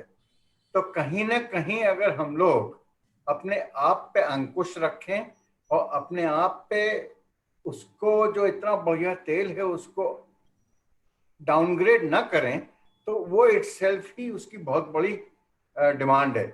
आज आपको जैसे कहावत है ना कि जितनी स्कॉच स्कॉटलैंड में नहीं बनती, उससे ज्यादा तो हम लोग यहाँ पे पीते हैं। तो वही सीन मस्टर्ड का है। तो सबसे ज्यादा जरूरी है कि मस्टर्ड के जितने प्लेयर्स हैं वो ये इंश्योर करें कि अगर वो उसको बोल रहे हैं कच्ची घानी, तो वो कच्ची घानी ही है। आपने फॉर्चून की बात करी, तो मैं केवल एक ही बात बताना चाहूंगा। हम लोगों ने केवल एक चीज इंश्योर करी कि अगर हम कच्ची घानी बेच रहे हैं और बना रहे हैं, तो वो कच्ची घानी ही होगा। उसमें एक्सपेलर और उसमें ये सॉल्वेंट ऑयल और उसका रिफाइन करके ये सब तेल उसमें नहीं मिक्स होंगे। तो मैं समझता हूँ इंडस्ट्री को अपने आप में खुद पे वो करना पड़ेगा। ये सब जो अपनी शॉर्ट टर्म गेन्स वाली चीजें हैं ना, ये बंद करनी पड़ेंगी। हम लोगों ने ग्राउंडनट ऑयल को इसी सब चीजों के कारण डिस्ट्रॉय कर दिया। मेरी केवल खास इल्तिजा है कि ऐसा हम लोग मस्टर्ड को ना होने दें। Thank you mustard itself is a very good oil. Okay साहब, thank you very much. Sanjeev ji, मैं आपके व्यू चाहूंगा मस्टर्ड ऑयल के लिए। बहुत संक्षेप में अतुल जी ने जो बात कही वो तो एक हाइजीन रिक्वायरमेंट आवश्यक है इंडस्ट्री के लिए कि कोई भी मैल प्रैक्टिस नहीं करनी चाहिए, और जिससे अगर बढ़ाना है आपको, क्योंकि इंडस्ट्री में आप के प्लेयर हैं, तो उसको रेपुटेशन खराब करने का कोई मतलब नहीं बनता है। लेकिन मैं आपका ध्यान आकर्षित करना चाहूंगा, जैसे अभी आपने ऑलिव ऑयल का एग्जाम्पल बताया, जैसे ये बाहर के जो अमेरिका है, कनाडा, वो है, एक कैंपेन के तरीके से ये लोग ग्रो करते हैं जिससे इंडस्ट्री को बहुत सपोर्ट मिलता है। जैसे कैनोला ऑयल का आप कनाडा में देखें तो उनका जबरदस्त एक कैंपेन है, हेल्थ के फैक्टर पे, ऑलिव ऑयल के बराबर पे वो कंटिन्यूअसली सेमिनार करते हैं, उसके ऊपर रिसर्च होती है, उसके ऊपर पब्लिकेशंस होते हैं, एडवोकेसी बिल्ड करते हैं, वो चलता है। अमेरिका में आप ले लें, उनके कोई कैलिफोर्निया एप्पल्स हैं या उनका आलमंड्स है या उनका दुनिया भर के बोर्ड्स बने हुए, एक प्रकार से उन्होंने बिल्कुल कैंपेन मोड में बिल्ड किया है। तो मेरा सजेशन ये है, हिंदुस्तान में हम लोग का एक कैपेसिटी जो कैंपेन मोड में बिल्ड करने का है, ना सरकार के पास भी नहीं है और ना सरकार करती है, और सरकार के पास हो सकता है इतनी सक्षमता भी नहीं है, लेकिन जो इंडस्ट्री है उसके पास जरूर से हो सकता है। तो लेकिन अगर इंडस्ट्री उसको ये एक प्रकार से उसको रिसर्च करके, हेल्थ के उसके बेनिफिट्स को बता के, उसका एसोसिएशन के थ्रू के माध्यम से, जैसे सी में अतुल जी बैठे हुए हैं यहाँ पे, या आप सब लोग नेता जी भी हैं, तो किस प्रकार से उसको ग्रो किया जाए, जो मस्टर्ड के बड़े प्लेयर्स हैं वो किस प्रकार से उसको एक बढ़ावा दें कि ये इसको बढ़े, ताकि ये एक बड़ा सीमित ना रह जाए सिर्फ एक नॉर्थ ईस्टर्न पार्ट, बिहार और यूपी और एक पार्ट ऑफ इंडिया में, बल्कि एक तो इंडिया में उसको बढ़े। और मैं तो कहता हूँ क्यों नहीं, अगर ये अच्छे प्रकार से बढ़ेगा, क्योंकि इतना यूनिक नीश एक कैटेगरी ऑफ तेल है, इसका बढ़ावा अच्छे से हो सकता है। लेकिन जब तक ये कैंपेन मोड में प्रमोशन नहीं होगा इसका, तब तक आप देखेंगे कि ये उसी तरीके से चलता रहेगा। और इसलिए हम लोग को इस पे सोच थोड़ी सी बदलनी होगी, इसके लिए फंड क्रिएट करने होंगे, इंडस्ट्री को करना पड़ेगा, और इसके ऊपर एक अच्छे से जो स्पोक्समैन है, इंडस्ट्री के न्यूट्रिशनल एक्सपर्ट्स हैं, आपके जो ये कुकिंग शोज के एक्सपर्ट जो लोग होते हैं, वो किस प्रकार से इसको इम्यूनिटी के उसमें बढ़ावा दें। एक मेरे को लगता है बड़ा ही अच्छी अपॉर्चुनिटी है मस्टर्ड इंडस्ट्री के सामने, जिसको टेकअप करना चाहिए। थैंक यू संजू जी, बहुत सही पॉइंट कहा है आपने। एंड ये इसके लिए एक कैंपेन, जैसे कर्नोला काउंसिल है वहाँ कनाडा में, आपने सही बताया, और अमेरिकन सोयाबीन एसोसिएशन है सोयाबीन के लिए। तो उसी तरह से ये मस्टर्ड ऑयल के लिए भी एक काउंसिल होना चाहिए। और ACA अतुल जी मेहता जी यहाँ है, आई थिंक ये पॉइंट इन्होंने ऑलरेडी माइंड में लिया है, and I think they will take it ahead. अब इसके बाद में मैं मस्टर्ड ऑयल की पॉपुलैरिटी और ब्रांडिंग के लिए, बहुत पॉपुलर ब्रांड है विजय जी का, विजय सॉल्वेक्स का स्कूटर, और दूसरे भी इनके ब्रांड्स हैं। तो विजय जी, आपसे इसके बारे में चाहूंगा।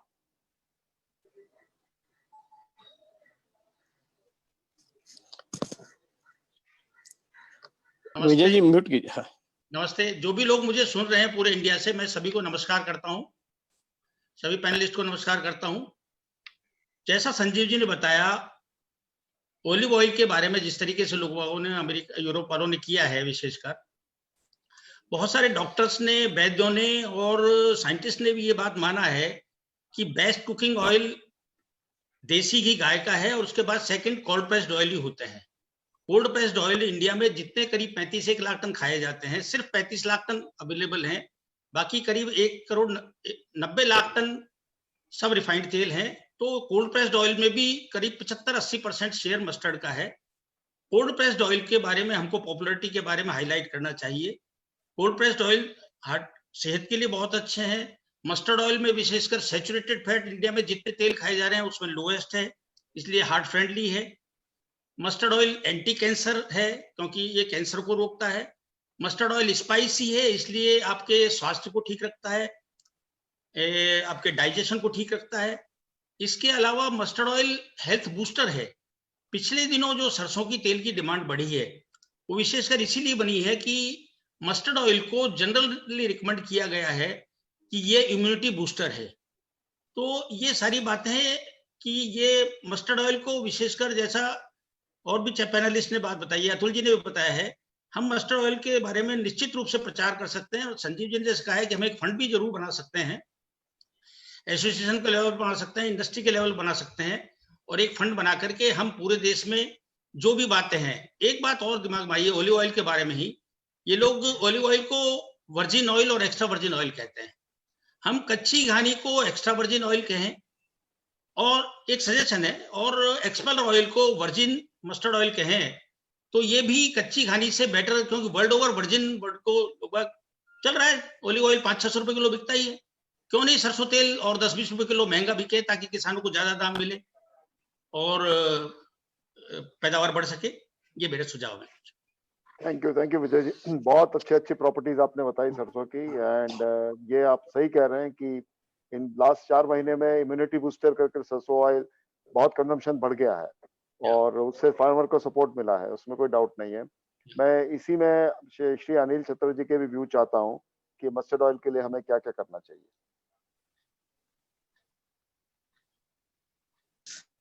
अनिल जी। Yes sir. हाँ, अभी आपके व्यू चाहते हैं मस्टर्ड ऑयल को पॉपुलैरिटी करने के लिए क्या क्या करना चाहिए। मस्टर्ड ऑयल तो बहुत पॉपुलर है, और जो चतुर्वेदी साहब ने बोला कि ये एक का 3 नहीं होना चाहिए, एक का 1 रहना चाहिए, तो एक का 1 रहेगा तो ये पॉपुलर है और पॉपुलर रहेगा। मस्टर्ड ऑयल काफी बिक रहा है, और इस साल तो ये मानो आप 18-20% की सेल बढ़ गई। लोगों में ये पता हो गया कि बाहर हाथ सैनिटाइजर, हाथ के बाहर काम आता है, शरीर के अंदर मस्टर्ड सैनिटाइजर करता है, तो कोरोना होता ही नहीं है। तो जो मस्टर्ड तेल खाएगा उसको कोरोना होने वाला है नहीं। तो इसलिए मस्टर्ड तेल को अपने लोगों को ध्यान में रखते हुए काम करना चाहिए। मस्टर्ड तेल में जो सबसे बड़ी बात है, इंडस्ट्री को ध्यान रखना पड़ेगा कि अपने को मस्टर्ड कच्ची घानी तेल है, उसको कच्ची घानी बोल के ही बेचना पड़ेगा, तो मस्टर्ड ऑयल अच्छा रहेगा। Thank you sir. Okay Anil ji, thank you very much. अभी मैं डॉक्टर मेहता से चाहूंगा, डॉक्टर मेहता के व्यू, एक तो ये मस्टर्ड ऑयल की पॉपुलैरिटी के बारे में डॉक्टर मेहता से चाहूंगा, और फिर ब्लेंडिंग मस्टर्ड ऑयल के बारे में आजकल एक बहुत बड़ा डिस्कशन चल रहा है, उसके बारे में उनके व्यू चाहूंगा, और फिर एमएसपी और मॉडल फार्म्स जो कर रही है एसीए, ये सब चीजों के बारे में डॉक्टर मेहता के व्यू चाहूंगा।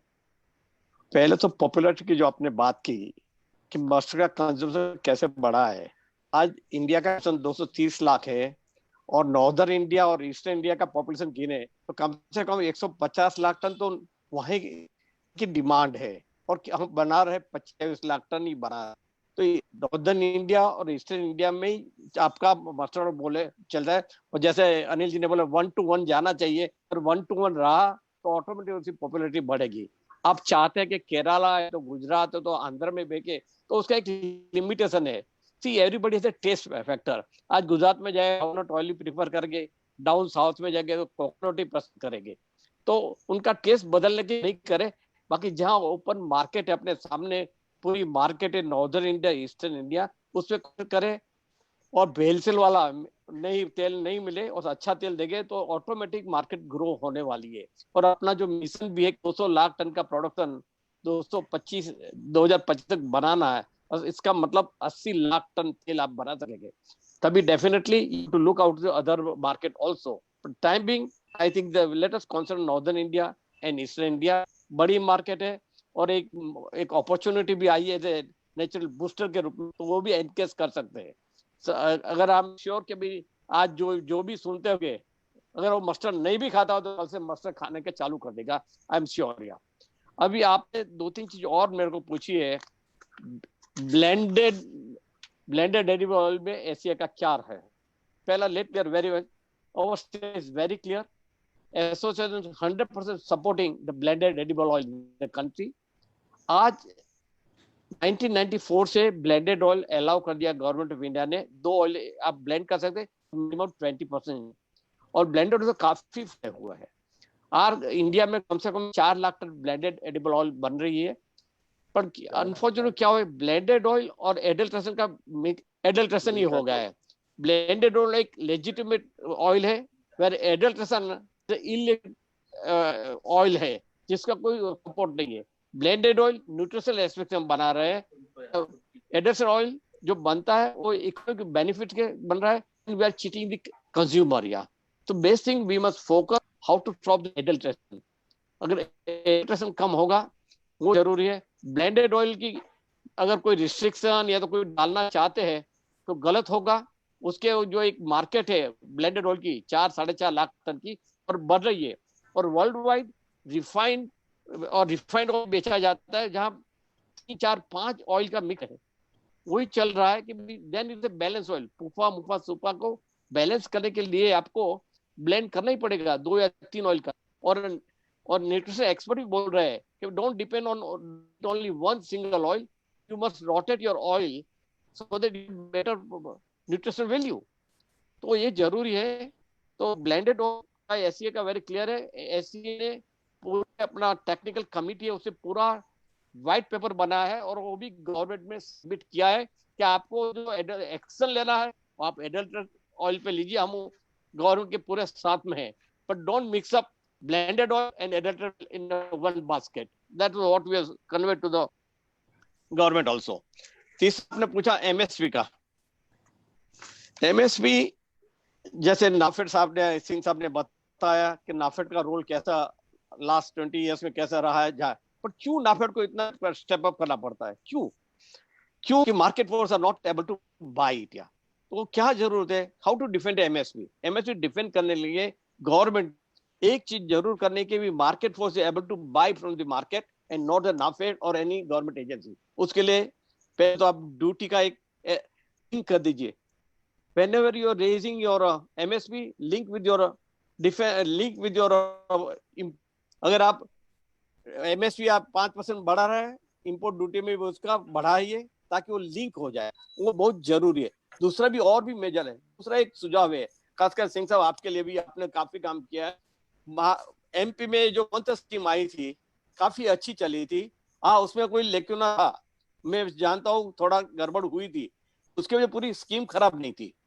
आज अगर भावों से स्कीम आप फिर से वापस लाए तो क्या होगा, किसी को अपने भाव से अपना कच्चा माल मिल जाएगा और किसान को डिफरेंस मिल जाएगा, तो दोनों खुश रहेंगे और आप तीसरा आप भी खुश रहेंगे कि आपको स्टोर नहीं करना पड़ेगा।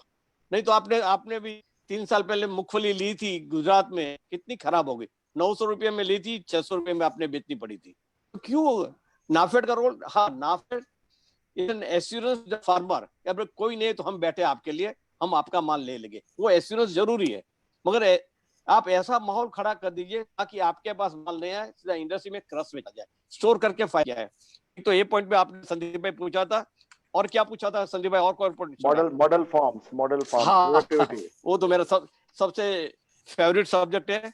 एससीए ने आज से 5 साल पहले कैस्टर में मॉडल फार्म चालू किया और रिजल्ट इतने अच्छे मिले 4-5 साल में। प्रोडक्टिविटी जो नॉर्मल प्रोडक्टिविटी गुजरात में थी 1400-700 किलो, उसके सामने हमारी प्रोडक्टिविटी 4000 किलो तक, 4000, 3.5, 4000 खराब सालों में भी इतनी अच्छी प्रोडक्टिव मिली। और वो मॉडल फार्म की वजह से आज से पूरा एरिया एक्टिव हो गया कि भाई यहाँ इतना मिल रहा तो मेरे को क्यों नहीं मिले। तो वो अनुभव लेके हम चले। लास्ट ईयर राजस्थान में हमारे जो विजय भाई डाटा है, वही उनके चेयरमैन है हमारी एसटी रेप मस्टर्ड काउंसिल, पहली दफा वहां मस्टर्ड का मॉडल फार्म बनाया, सॉलिडार के साथ सपोर्ट लेके 100 मॉडल फार्म कोटा और बूंदी एरिया में किया। और आपको जान खुशी होगी, मेरी फैक्ट्री जो मॉडल फार्म में थी 23% बढ़ी, 23%। विद बाजू वाला फार्म और दोनों एक ही जगह पे दो फार्म है, एक मॉडल फार्म है, एक दूसरा नॉर्मल फार्म था, 23% बढ़ी। और साथ में आमदनी किसान की कम से कम 13,000 रुपया पर बढ़ गई। तो ये काफी, वही हम आगे लेके वो किसान, ये सब हम सोयाबीन में भी काम कर रहे हैं वहां पे वही किसानों के साथ में। और अगले साल ये रबी सीजन में हमारा टारगेट के कम से कम 300 से 500 मॉडल फार्म राजस्थान और एमपी में बनाना चाहते हैं, मस्टर्ड मॉडल फार्म लेके। और कैसे प्रोडक्ट रोड है, we want a vertical growth, not a horizontal growth. जगह का you don't get new space, तो what is possible is a vertical growth. And I am sure if you consider vertical growth, mustard can give you 2000 kg easily in the normal circumstances, जो आज 1200, 1300, 1500 में है, उसको अगर हम 100 kilo per year per hectare बढ़ा दे फसल में मस्टर्ड का, आपके जो उम्मीद करते हैं इतनी उम्मीद आपको मिल जाएगी। तो मस्टर्ड के लिए एक बड़ा अच्छा है। और जो जैसे अतुल जी ने पहले भी बताया, shifting of area from to Haryana Punjab, तो वो आ जाए तो सोना में सुगंध हो जाएगी। हरियाणा पंजाब 20 या 25% हेक्टर भी अगर शिफ्ट कर दिया तो मस्टर्ड के लिए और वहां की प्रोडक्टिविटी है जो पंजाब हरियाणा की मच हायर, 3000 से 4000 किलो आपको मस्टर्ड की प्रोडक्टिविटी मिल जाएगी। तो ये सारे पहलू देखे, एमएसपी आपको लिंक कर देनी चाहिए अपने ड्यूटी के साथ में। दूसरा, आपको शिफ्टिंग ऑफ एरिया पे ध्यान देना है।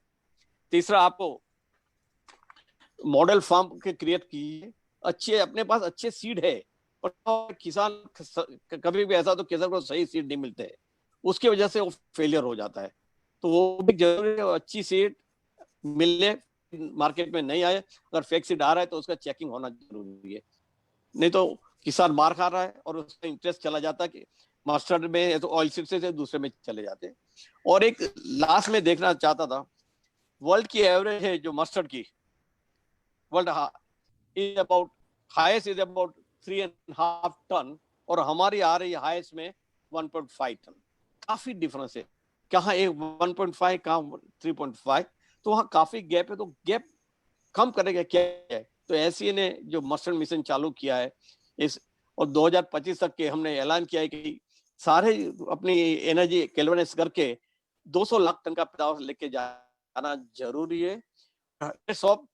National mission on edible oil में भी हमने काफी सुझाव दिया है और एक्सेप्ट भी किया हुआ है, तो उसके वजह से भी मस्टर्ड का बढ़ावा मिल जाएगा।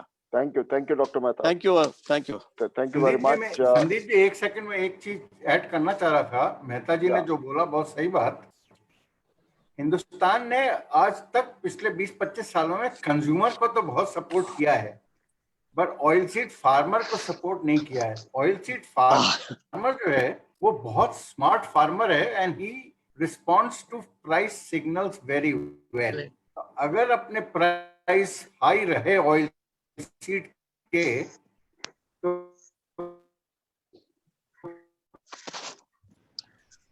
क्या हुआ? कोई कारण नहीं है कि इसका रकबा, जो आज अपनी इंपोर्ट ड्यूटीज हैं, वो इंपोर्ट ड्यूटी को हाई रखना पड़ेगा, आज उसको नीचे नहीं होना देना चाहिए। Okay Atul ji, thank you Atul ji. यदि मुझे मौका दें बजोड़िया साहब, मैं इसी ड्यूटी स्ट्रक्चर पे बात करना चाहूंगा। हाँ जी, देखिए ये बहुत अच्छा ये मुद्दा उठा यहाँ पर। दालों में ये देखा गया कि हम प्रिक्योरमेंट कर रहे थे और जो लैंडिंग प्राइस थी जो इंपोर्टेड स्टॉक की, वो हमारी एमएसपी से नीचे जा रही थी। अब जैसे पीज ही है वो चना को इफेक्ट कर रहा था। आपने अभी दालों में देखा इसकी जो कैलिब्रेशन है वो 2017 से हो चुकी है, यहाँ तक कि वहां पे क्वांटिटेटिव रिस्ट्रिक्शंस लग चुके हैं और आपकी ड्यूटी स्ट्रक्चर भी आ गई। लेकिन वहां पे एक सहूलियत ये है कि कॉम्प्लीमेंटिंग उसके साथ वो इंपोर्ट्स हैं। अब मान लीजिए यहाँ पर मस्टर्ड पर, यदि मस्टर्ड को प्रोटेक्ट करना है तो naturally range of oils, particularly palm oil, would have to be dealt with. That exercise is on, sir, and I fully support that when the domestic growers, they have to be supported. They have to be supported from the onslaught of the imports also. Absolutely. And in fact, industry. Absolutely. Sandeep भाई एक point add कर सकता हूँ? संदीप भाई नहीं बेटा जी, अभी time short है बेटा जी, please. I am so thank you very much. Summing up के लिए यह है कि फार्मर को, किसान को सपोर्ट देने के लिए यहाँ पैनलिस्ट लोगों का व्यू ये बन रहा है कि गवर्नमेंट अभी national mission on edible oil भी ला रही है, तो गवर्नमेंट इंपोर्ट की ड्यूटी बढ़ाए और उससे थोड़ा बहाव और बढ़े और किसानों को सपोर्ट मिले। तो देखिए अभी क्या होता है। 15 अगस्त को बात हो रही है, प्राइम मिनिस्टर लाल किले से अनाउंसमेंट करने वाले हैं। अभी अनाउंस करेंगे प्राइम मिनिस्टर इतना बड़ा, तो फिर साथ साथ में दूसरी चीजें भी, ड्यूटी शूटी भी डील कर सकते हैं। तो लेट अस वेट क्या होता है। उत्साहित रहिए, बाजार अच्छा रहेगा, खुश रहिए। अभी हम दूसरे 1-2 टॉपिक है उनको छोड़ के, क्योंकि पहले सब डिस्कशन में लोगों ने वो टॉपिक कवर कर लिए हैं, हम अभी सीधा प्राइस आउटलुक पे जाते हैं। और प्राइस आउटलुक में हमें सबको जानने की ये बहुत उत्सुकता है कि मस्टर्ड सीड का प्राइस क्या रहेगा, मस्टर्ड ऑयल का प्राइस क्या रहेगा, ओवरऑल सिचुएशन क्या रहेगी, ये हमारे लिए बहुत इंपॉर्टेंट है। तो मैं पहले थोड़ा आपको इंटरनेशनल सीन बता दे रहा हूँ। पाम ऑयल में आप देख रहे हैं पिछले हफ्ते भर से एकदम जोरदार धुआंधार तेजी चल रही है। आज भी पाम ऑयल 80-90 पॉइंट ऊपर क्लोज हुआ है और करीबन आप समझिए 2700-2800 रिंगिट हो चुका है। सो ये तेजी का माहौल वर्ल्ड में बना हुआ है। फ्लडिंग हो रखा है चाइना में, इंडोनेशिया में, मलेशिया में, और नियर बाय में प्रोडक्शन की प्रॉब्लम हो रही है और डिमांड अच्छी बनी हुई है। चाइना कंटिन्यूस रोज खरीद रहा है, इससे पाम ऑयल का एकदम बुलिश फॉरवर्ड बना हुआ है और हम और इसमें तेजी आ सकती है। आप ये समझ के चलिए कि मार्केट और ऊपर जा सकता है। उसी तरह से सोयाबीन ऑयल में, तो अब ये जो इंटरनेशनल मेन 2 ऑयल है, ये इतने जब बुलिश फॉरवर्ड में है, उसके बीच में सरसों ऑयल कैसे रहेगा, कैसे क्या करेगा, इसके लिए हमारे पास हमारे 2 शेयर है प्राइस आउटलुक में। पहले तो विजय दाता जी है, उनसे हम पूछना चाहेंगे। थैंक यू संदीप भाई। देखिए बात क्या है, मैंने पहले ही जो बताया है, मैं मार्च से ही सरसों के कंजम्पशन के पैटर्न को देख रहा था और पूरे देश में जिस तरीके से सरसों तेल की डिमांड आ रही थी और जिस तरीके से डिमांड परसेंटेज वाइज बढ़ी थी, कहीं 10%, कहीं 15%, कहीं 20%, तो इस बात से मुझे लग रहा था कि सरसों इस साल कम पड़ सकती है। पिछले महीने मुझसे CNBC आवाज में मनीषा जी ने जब पूछा कि साहब सरसों तेल में आपको, सरसों के सीड में आपको क्या लगता है, तो मैंने कहा था ये जल्दी ही 5000 हो जाएगी। उस समय तक मैं ये मान रहा था कि नेफेड और हाफेड शायद 1 अगस्त से पहले सेल नहीं करें, लेकिन मुझे मालूम पड़ा उसके 1-2 रोज के अंदर ही या शायद उसी रोज ही नाफेड और हाफेड की खबर आ गई कि उन्होंने सेलिंग शुरू कर दी है या करने वाले हैं। उसके बाद में, उस अनाउंसमेंट के बाद में अगले 5-7-10 दिन में सरसों सीड में सीधे 200 रुपए निकल गए और आज पिछले 1 महीने में ही उसमें से 200 में से करीब 150 रुपए रिकवर हो चुके हैं। कारण क्या है, फंडामेंटली सरसों शॉर्टेज में थी, सरसों के तेजी के माहौल काफी अच्छे थे। मैं थोड़ा सा आपको सरसों की बैलेंस शीट में ले जाता हूं। इस साल सरसों की एक्चुअली अवेलेबिलिटी कितनी है, कंजम्पशन कितना है। देखिए हमने एग्री बाजार को और NCML को, सॉलिड एक्सट्रैक्टर्स एसोसिएशन ने अपॉइंट किया था कि वो GPS के थ्रू पूरे देश में सरसों के पैदावार के अनुमान निकालें और हमने मार्च फर्स्ट वीक में सरसों की पैदावार 77.9 लाख टन निकाली थी, लेकिन वो 20 फरवरी तक के फिगर्स थे। उसके बाद में जो बारिश, ओलावृष्टि वगैरह हुई तो उसको हमने कंसिडर करते हुए मई की मीटिंग में हमने इसको पैदावार को 76 लाख टन कर दिया था। इस 76 में से करीब 50,000 टन तोरिया पिछले साल कंज्यूम हो चुका था और 2 लाख टन तारामीरा है। तो सरसों इस साल 73.5 लाख टन बची टोटल, और 73.5 में से मेरा मानना है 13-13.5 लाख टन नाफेड, हाफेड और सरकारी एजेंसियों ने खरीद ली। इस तरीके से 60 लाख ये बची, 3.5 लाख टन पिछले साल की कैरिंग थी, 63.5 टन बाकी बची। और पहले 4 महीने में मार्च, अप्रैल, मई, जून में ही इसमें से करीब 32 लाख टन कंज्यूम हो गई।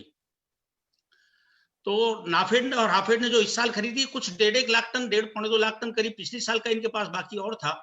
तो टोटल नाफेड, हाफेड के पास में लगभग मेरा मानना है 1 जुलाई को 15 लाख टन सरसों बाकी थी और बाकी ओपन मार्केट में टोटल मिलाकर के करीब 31.5 लाख टन सरसों बाकी थी।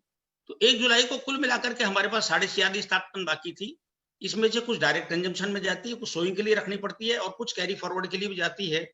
तो मेरा मानना है कि 4 महीने में जो 32 लाख टन कंज्यूम हुई, बाकी 8 महीने के लिए हमारे पास में सिर्फ 45 लाख टन सरसों बची। और जिस तरीके से कोरोना महामारी की वजह से देश में सरसों तेल की खपत बढ़ रही है लगातार, और कोरोना की महामारी, आज तो देखिए 50,000 ज्यादा केस हो गए पहली बार, ये सरसों तेल की डिमांड बढ़ती ही जा रही है। अब मैं वापिस आता हूं कि वो 5,000 अब कब होगा। मेरा मानना है या तो आज शाम तक जयपुर में तो 5,000 डिलीवरी हो गया होगा या हो जाएगा, पहली बात। दूसरी बात एनसीडेक्स का है। एनसीडेक्स आज करीब 4800 कुछ रुपए बंद हुआ है। मेरा मानना यह है विदिन 3 मंथ्स ये भी 5,000 रुपए हो जाएगा। तीसरा मेरा मानना है कि सरसों, तीसरा मैं पैरामीटर लेता हूं हमारे अलवर मंडी में सरसों के क्या भाव है। आज करीब 4750 थे। मेरा मानना है दिवाली तक ये भी 5,000 रुपए हो जाएंगे। चौथा, अगर ये कोरोना महामारी की इसी तरीके से डिमांड चलती रही, मैं इफ एंड बट लगा रहा हूं, तो मेरा मानना यह है कि एनसीडेक्स दिसंबर तक 5200 रुपए भी हो सकता है, मुझे आश्चर्य नहीं होगा। और कोई बात होगी या इससे भी ज्यादा जा सकता है, अभी कहना बहुत जल्दी होगी, लेकिन मैं अभी इन फिगर्स पे स्टिक कर रहा हूं। बाकी 1-2 महीने बाद और फिगर्स को देखेंगे, फिर अपन और फिर चर्चा करेंगे। धन्यवाद। ठीक है, थैंक यू वेरी मच। मैं अनिल जी से अभी उनके व्यूज चाहूंगा सरसों सीड के बारे में और सरसों तेल के बारे में। सबसे पहले तो एग्री बाजार ने और एससीए ने, थोड़ा आप पास में आके बोलो सर। हाँ, अब आवाज ठीक है सर, सबसे पहले तो एग्री बाजार ने और एससीए ने जो वेबिनार रखा और पूरे इंडिया में सेमिनार टाइप ये काम कर दिया, और ट्रेड से 2 दिन से काम। हेलो, बोलिए बोलो अनिल, बोलो। ट्रेड से काफी फोन आ रहे थे और इस वेबिनार को लेके लोगों में बहुत उत्सुकता थी। और इस साल का रवि का सबसे हॉट आइटम मस्टर्ड है। रवि में जितनी भी क्रॉप पैदा हुई वो कोई एमएसपी पे नहीं पहुंच सकी, और मस्टर्ड ने एमएसपी को क्रॉस कर लिया। उसके पीछे कारण एक ही है, कोविड-19। कोरोना की वजह से 15 से 18% मस्टर्ड ऑयल की डिमांड बढ़ गई। साथ में 26% अपना अराइवल कम हुआ, लॉकडाउन की वजह से मंडियां बंद रही। राजस्थान मस्टर्ड सबसे बड़ा पैदावार है। यहाँ पे गवर्नमेंट ऑफ राजस्थान ने फार्मर वेलफेयर टैक्स लगा दिया, उसकी वजह से मंडियां बंद रही, तो अराइवल नहीं आ सकी। अराइवल 3 जगह चले गई। अराइवल एमएसपी पे चले गई, अराइवल फार्मर्स के घर में चले गई, और अराइवल्स कुछ मंडियों में चले गई, तो बढ़ गई, डिस्ट्रीब्यूट हो गई। तो इस साल पता नहीं चला अराइवल का सीन क्या रहेगा। लेकिन इसी कारण अराइवल 25% कम, क्रैशिंग 20% ज्यादा, तो सॉरी क्रैशिंग 20% कम और डिमांड 20% ज्यादा। तो उस लेवल पर हमको भाव देखने को मिल गए। 25 से 30% के भाव जो है वो अपने को सरसों में नीचे से मिल गए। नीचे की मंडियां 3700-3800 बिकी थी, जो आज 4700 रुपए के आसपास भाव हो गई। अब आगे का सिनेरियो क्या रहेगा? आगे का सिनेरियो, अगर कोरोना रहता है, यही डिमांड बनी हुई रहती है, तो मस्टर्ड में तेजी ही रहेगी, नंबर 1। नंबर 2, भारत सरकार ये चाहती है कि भाई सरसों में, तेल में आत्मनिर्भरता बने। तो इस साल जो सरसों की बिजाई है, प्रधानमंत्री महोदय चाहते हैं कि किसान 10% जमीन सरसों में और बढ़ावे। तो अगर 80-85 लाख हेक्टेयर में सरसों बिजाई हुई तो उस समय का सीन देखा जाएगा। लेकिन अभी फिलहाल एक बार सरकार इसको लेके, जैसा मेहता साहब ने बोला, चतुर्वेदी साहब ने बोला कि भाई ड्यूटी बढ़ा दी जाए। अगर ड्यूटी बढ़ा दी, बाजोरिया साहब ने बोला कि मलेशिया भी तेज है, अर्जेंटीना भी तेज है, ब्राजील भी तेज है, तो उसका असर सरसों में देखने को मिलेगा। लेकिन इन सबको देखते हुए अपने को एक बात ध्यान में रखनी चाहिए, सरसों का तेल आज के 15 दिन पहले 105 रुपए किलो था, आज 102 रुपए किलो है। सोया का तेल 80 रुपए किलो था, आज 86 रुपए किलो है। 6 रुपए किलो सोया बढ़ गया, 6-7 रुपए किलो पाम बढ़ गया। मस्टर्ड 3 रुपए किलो, 4 रुपए किलो टूट गया। हम इसको ज्यादा फर्क कर देंगे सोया से, पाम से, तो ये क्रॉप 70 लाख टन से 72 लाख टन मैं बताता हूँ, विजय बाबू 75 से 76 लाख टन बताते हैं। उसका कोई फर्क पड़ने वाला नहीं है। ये क्रॉप 150 लाख टन अपने आप ही हो जाएगी। जितना आप गैप बढ़ाओगे, इसका 20 से 25 रुपए का गैप रखोगे दूसरे तेलों में, तो फिर कच्ची घानी तेल ही मिलेगा। एक बोतल 110 रुपए की मिलती है, एक बोतल 140 रुपए की मिलती है। ग्राहक की इच्छा है वो कौन सा खरीदेगा। 2% भी अच्छा, पहले एक और था, लॉकडाउन के समय में स्ट्रीट मार्केट चालू नहीं थे, तो सोया और पाम की बिक्री नहीं थी, ओनली मस्टर्ड की बिक्री थी। तो अब आप मान के चलो कि अब सारा बाजार खुल गया, बाजार में पाम की बिक्री भी चालू हो गई, सोया की बिक्री भी चालू हो गई। और अभी आप सरसों को 2 तरह से सोचो, फंडामेंटल और सेंटामेंटल। सरसों मेरे हिसाब से 1 अगस्त को 37 लाख टन का स्टॉक है, इसमें कहीं भी फार्मर्स में 1-2 लाख टन की गलती हो सकती है। आने वाली नई सरसों में 7 महीने बाकी हैं। आने वाले टाइम में 5 लाख टन से ऊपर की क्रैशिंग मस्टर्ड की ये भाव के लेवल पर नहीं हो पाएगी। तो मेरे हिसाब से हल्की सी एसएमडी शॉर्ट है। तो मुझे आज का जो भाव विजय बाबू ने बोला 5000 जयपुर, वो हो गया 5000। 5000 के भाव में 6 से 8% की तेजी लगती है आने वाले टाइम में, लेकिन तेजी दिखती भी आती है, मद्दी बिना बताए आती है। ये जरूर मैंने 2008 में देखा था, आगरा में ये कहा गया था कि पाम मत बेच देना, सोया मत बेच देना, मिलेगा नहीं। वो पाम बिस्लेरी के भाव बिका था। तो थोड़ा समझ के काम करें। 5000 का भाव कोई कम नहीं होता, 105 रुपए किलो का भाव तेल का कम नहीं होता, लेकिन फिर भी सरसों की तेजी मद्दी 2 जने डिसाइड करेंगे, एक गवर्नमेंट एजेंसीज, एक फार्मर्स। मेजर स्टॉक उनके पास है, मार्केट में स्टॉक नहीं है, उनकी अवेलेबिलिटी रहेगी, मस्टर्ड की मिलें चलती रहेगी, ट्रेड को अच्छा रहेगा। और आगे एक थोड़ा सा स्पेशल जो क्रॉप साइज बढ़ाने की बात थी, उसके मेरी रिक्वेस्ट है कि जब सरसों की बिजाई होती है अक्टूबर नवंबर में, उस समय मस्टर्ड का भाव थोड़ा अच्छा रहे, चाहे वो इंडस्ट्री रखे, चाहे गवर्नमेंट किसी कारण से रखे, तो सरसों की बिजाई अच्छी हो जाएगी। और जब 80-85 लाख 90 लाख टन सरसों अगले साल पैदा होगी, तो मुझे नहीं लगता कि अब 6 से 8% से ज्यादा की इसमें तेजी बची है। लेकिन बीच बीच में कहीं पे 5000 के लेवल पर आपको 3 से 4% की मद्दी भी देखने को मिलेगी। Thank you sir. Thank you Anil ji, बहुत खूब। आप विजय जी और अनिल जी दोनों ने सरसों पे हमें अच्छा एडुकेट किया है, और दोनों ने यही कहा है कि मार्केट बेहतर बन सकता है, लेकिन संभल के रहिए और गवर्नमेंट के मूव्स पे भी ध्यान रखिए, इंपोर्ट ड्यूटी पे भी ध्यान रखिए।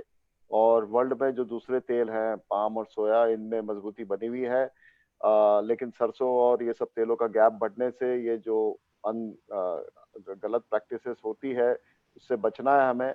और वैसे यदि हमारा क्रॉप यदि ये 75 लाख का 150 लाख हो जाता है और हमारे पास सरसों ऑयल की अवेलेबिलिटी बढ़ जाती है, तो ऑटोमेटिकली गैप कम हो जाएगा, तो ऑटोमेटिकली ये एडल्ट्रेशन और मिक्सिंग का इशू सॉल्व हो जाएगा।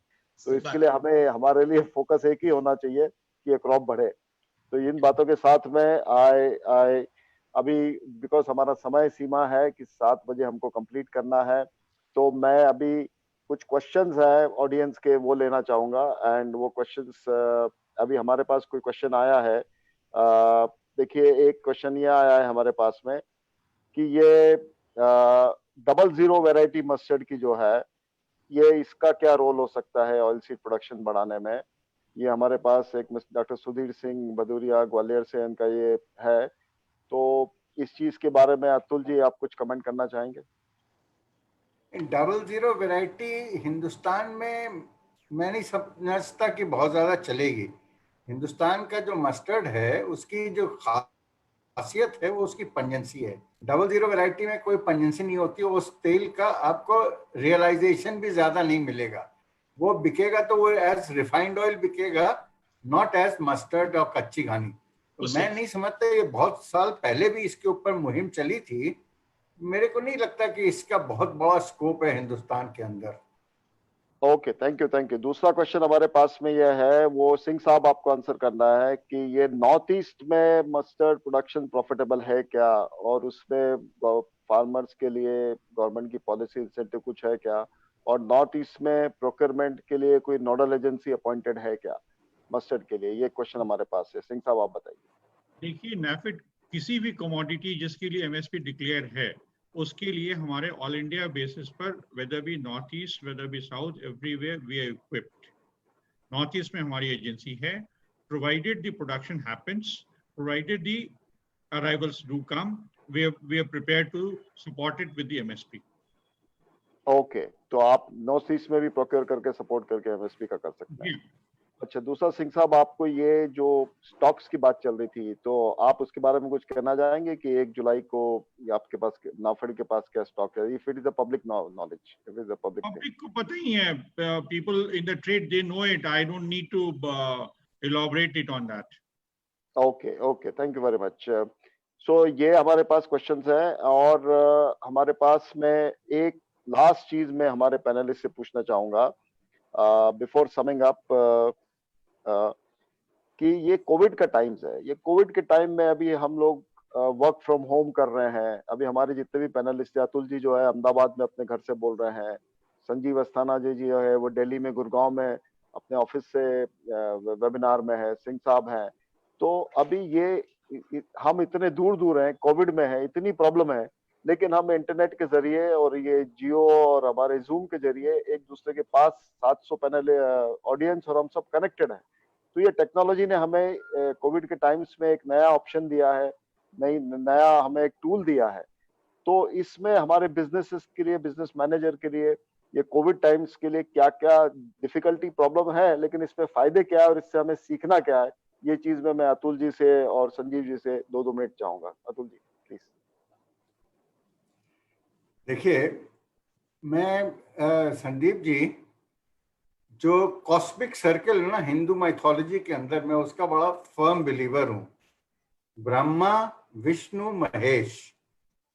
महेश यानी कि Shiv. Shiv is the god of destruction या डिस्ट्रॉयर। उसके बाद क्या आता है? ब्रह्मा। तो अगर इस पीरियड को अपने डिस्ट्रक्शन वाला पीरियड समझें तो इसके बाद का जो पीरियड है वो रिकंस्ट्रक्शन का ही पीरियड होगा। तो मैं समझता हूं कि आने वाला दिन बेहतर होंगे और इससे बेहतर होंगे। पब्लिक ज्यादा अवेयर रहेगी हाइजीन के मामले में। डिजिटाइजेशन आप देख ही रहे हैं क्या जबरदस्त हो रहा है। और हम लोग जो मतलब 60 के ऊपर वाले हैं, जो कंप्यूटर और ये आईफोन और ये जूम और वेबएक्स, इसमें ज्यादा हम लोगों की एक्सपर्टाइज नहीं थी। आज हम लोग भी एक्सपर्ट हो गए, क्योंकि अगर सरवाइव करना है इस सिस्टम में तो you will have to learn. तो we will learn new things and I am sure the future is much better. जहां तक पोस्ट कोरोना एंड कोरोना के पीरियड में एडवाइस का सवाल है, I am not competent to advice, but मैं suggestion दे सकता हूं। 3-4 सजेशन है मेरे कि आउट ऑफ होम कंजम्पशन बहुत ज्यादा ड्रॉप हो रहा है और मैं नहीं समझता आने वाले दिनों में भी कोई बहुत ज्यादा बढ़ेगा भी तो बड़ा ग्रेजुअली बढ़ेगा। तो my suggestion would B focus on branding, focus on packaging, because direct home consumption में इजाफा हो रहा है और आने वाले दिनों में होगा भी। और because of public awareness about hygiene, तो जो ये लूज और ये सब आड़ा तिरछा सब होता था ना, वो सिमट जाएगा पैक्ड गुड्स पे। तो my suggestion would be we should concentrate on packed goods. Secondly, एक और बहुत ज्यादा अहमियत वाली चीज है कि ये पीरियड में क्रेडिट रिस्क जरा थोड़ी जबरदस्त होने वाली है, क्योंकि सबकी हालतें थोड़ी पतली हैं। अहमदाबाद में द अदर डे एक बेचारे उसने बिजनेसमैन ने सुसाइड कर लिया। ये सब चीजें अभी आने वाले दिनों में तकलीफ दे सकती हैं। तो it is important that you conserve your cash. Cash is king. तीसरी चीज, take care of your employees, automate to the extent possible and build your organisations brand. अपनी कंपनी का भी ब्रांड बनाइए। तो मैं समझता हूं future will be very very bright and this too will pass, as they say. Thank you Atul ji. गरम गरम समोसे और चाय घर में मिल रही है, वेबिनार हो रहा है, इससे ज्यादा और क्या चाह सकते हैं। मेरा तो कहना ये है कि हम लोगों की उम्र वालों के लिए सेकंड हनीमून है। और सिंह साहब ने गरम गरम पकौड़ों की बात तो कही थी। अच्छा, अब मैं संजीव जी से पूछना चाहूंगा, ये न्यू नॉर्मल में संजीव जी आप बताइए। बहुत ही संक्षेप में अच्छा होता है, लेकिन मैं इसको दूसरे पहलू से देखना चाहूंगा कि एक तो टेक्नोलॉजी की बात की, सारे व्यापारियों को और सारे बिजनेसेस को एक प्रकार से टेक्नोलॉजी, स्पेशली डिजिटल टेक्नोलॉजी का किस प्रकार से और बड़े पैमाने पे यूज करें, एक वो बहुत फोकस बहुत आवश्यक है। और ये जरूरी नहीं कि बड़े बिजनेसेस करें, छोटे से छोटे व्यापारी, और ये भी नहीं सिर्फ टेलीफोन और उसके पे आजकल इतना बढ़िया टेक्नोलॉजी का एक वैल्यू ऐड हो गया है, एक उस पर फोकस करना आवश्यक है। दूसरा चीज, हमारे एक नए प्रकार के इमर्जिंग सप्लाई चेन्स हो रहे हैं, बिल्ड हो रहे हैं। जैसे आपने ये बात चली है कि ये फूड और एग्रीकल्चर में स्पेशली बहुत चेंजेस आ रहे हैं। जैसे भी आज हमारा ज्यादा वार्तालाप उस पर हो नहीं पाई जो एग्री रिफॉर्म्स का था, लेकिन जैसे 10,000 एफपीओ नए बनाने का सरकार ने बोला है, मेजर रिफॉर्म्स हुए हैं कि उसमें कर रहे हैं, उसमें एक सप्लाई चेन में हम लोग करके एक उसको लेवरेज। संजय जी, आप उसके बारे में 2-4 मिनट बोल दीजिए, वो एग्री रिफॉर्म्स के बारे में। बहुत इसलिए बहुत आवश्यक है। मेरे को लगता है कि समझिए पिछले 70 साल में अगर एक ग्रीन रेवोल्यूशन में तो एक साइंस और टेक्नोलॉजी बेस्ड जो ग्रोथ हुआ, जिसमें फूड सिक्योरिटी का एक वो बना, उसके बाद से एक दूसरा दौर आया। मेरे को लगता है कि एग्रीकल्चर में सिवाय फूड सिक्योरिटी के लिंक को करके एमएसपी और पीडीएस का जो एक दौर चला, वो एक सरकार का बहुत ही मेजर कार्यक्रम था जिससे पूरे देश में बहुत सपोर्ट मिला। लेकिन जो उसके बाद से हम लोगों ने देखा कि बहुत एक आर्केइक तरीके से, पुराने सोच के हिसाब से मंडी का ये हो गया, सारे स्टेट्स का एक रेवेन्यू बेस बन गया, वो किसी तरीके से मंडी को छोड़ना नहीं चाहते थे। वो सरकार का अगर 25-30 साल पुराने प्रेजेंटेशन देखिए और आज के प्रेजेंटेशन देखिए साल भर पहले के, तो सेम थे, कोई फर्क नहीं। और स्टेट गवर्नमेंट्स ने जैसे वो कॉन्ट्रैक्ट फार्मर ये मॉडल आया, एपीएमसी रिफॉर्म मॉडल आया, उसको किसी तरीके से अपना गलत सलत कर करा के उसको कर देते। और हमने देखा कि उस पर कोई बहुत ज्यादा मेजर चेंज आया नहीं और किसी की तरीके से एग्रीकल्चर रिफॉर्म को रूट पकड़ ही नहीं पाया।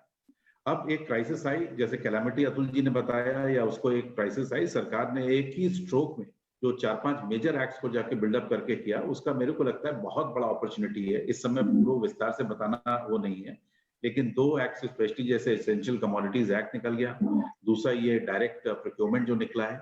मेरे को लगता है कि ये जो सारी इंडस्ट्री इस समय सुन रही है, जो फार्मर से सप्लाई चेन्स के की एक्टर्स हैं, इंडस्ट्री है, जो डिस्ट्रीब्यूशन कंपनीज है, फार्म गेट के जो लॉजिस्टिक्स और सप्लाई चेन प्लेयर्स हैं, उनके लिए बहुत ही वृहद पैमाने पे अपॉर्चुनिटी खुलने वाली है, जिसमें कि नए बिजनेस मॉडल्स इमर्ज होंगे, जिसमें कि नए एग्रीगेटेड रिस्क मैनेजमेंट सिस्टम्स को इंट्रोड्यूस किया जा सकता है। जैसे एफपीओस को अभी कमोडिटी एक्सचेंजेस में एक इंकरेजमेंट ये हो रहा है कि किसान अपना रिस्क हेजिंग कैसे कर सकते हैं। तो एक अपॉर्चुनिटी बहुत ही इतनी मैसिव पैमाने की है, लेकिन इसमें इंडस्ट्री को 2 तरीके से एक रिस्पॉन्सिबिलिटी निभानी होगी।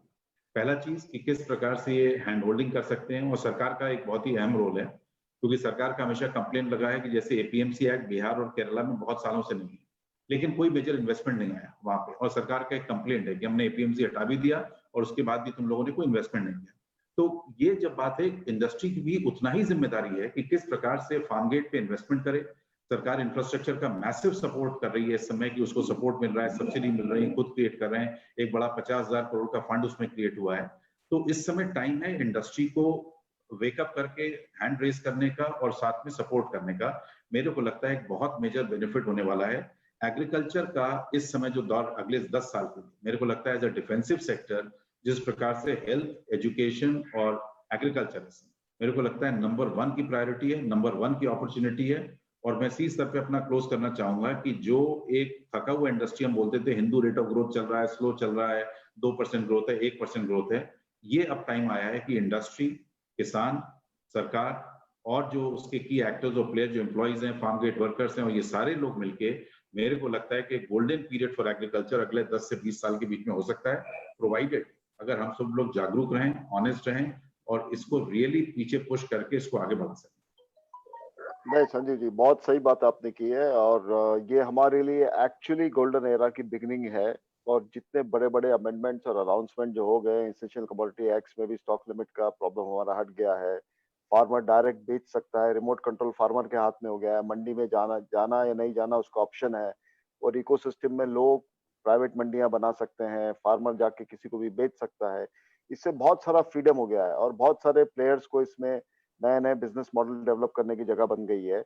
और ये 50 साल से इतनी 1991 में मनमोहन सिंह जी ने जो रिफॉर्म शुरू किए थे, लिबरलाइजेशन शुरू किया था, ये एग्री रिफॉर्म्स और ये मंडी वाला रिफॉर्म तो आज तक हम 30 साल हो गए फिर भी लिबरलाइजेशन हम कर नहीं पाए थे, वो ये कोविड टाइम्स में कर पाए हैं, गवर्नमेंट ने किया है, इसके लिए गवर्नमेंट को बहुत बहुत बधाई है। और इन सबका फायदा लेने के लिए हमारे पास बहुत बड़ी अपॉर्चुनिटी है।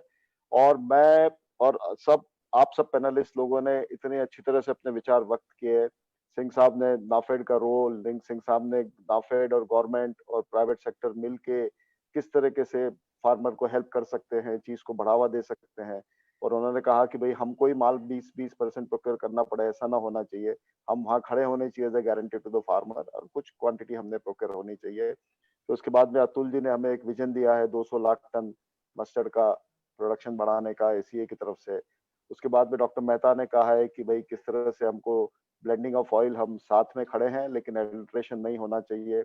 और मॉडल सरसों के फार्म जो बना के एफर्ट कर रहे हैं एसीए कोटा साइड में, और Vijay ji as a chairman of mustard promotion council, तो ये बहुत अच्छी बात है। और उसके बाद में हमें संजीव जी ने जैसे गाइड किया है कि भाई एज ए बिजनेसमैन हम कैसे प्रोग्रेसिवली सोच सकते हैं, कैसे आगे बढ़ सकते हैं, हमें क्या करना चाहिए। हमें सब बात गवर्नमेंट पे नहीं छोड़नी चाहिए, गवर्नमेंट के साथ हाथ में हाथ मिला के पॉलिसी के रिफॉर्म्स में और इम्प्लीमेंटेशन में हमें साथ देना चाहिए। तो ये संजीव जी का गाइडेंस हमें मिला है। विजय जी ने हमें मस्टर्ड ऑयल में ब्रांडिंग में और मस्टर्ड ऑयल के पॉपुलराइजेशन में मस्टर्ड ऑयल की प्रॉपर्टीज जो है उनके बारे में गाइड किया कि, और इस तरह से तो वो बहुत बहुत शुक्रिया विजय जी।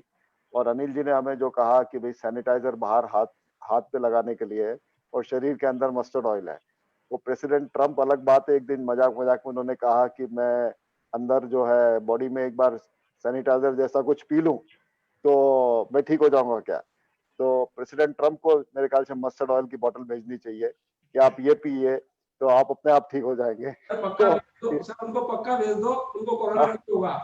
और आप ये भी एक चीज और मान के चलना प्राइस आउटलुक में, जिस दिन आपका वैक्सीन आ गया उस दिन के बाद में मस्टर्ड ऑयल की डिमांड अपने को ही बढ़ानी पड़ेगी, बाकी डिमांड टूट जाएगी।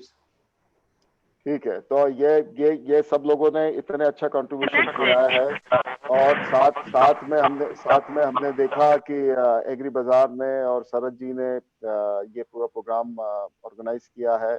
तो हम एग्री बाजार को भी बहुत बहुत धन्यवाद देना चाहते हैं, अमित जी को भी देना चाहते हैं।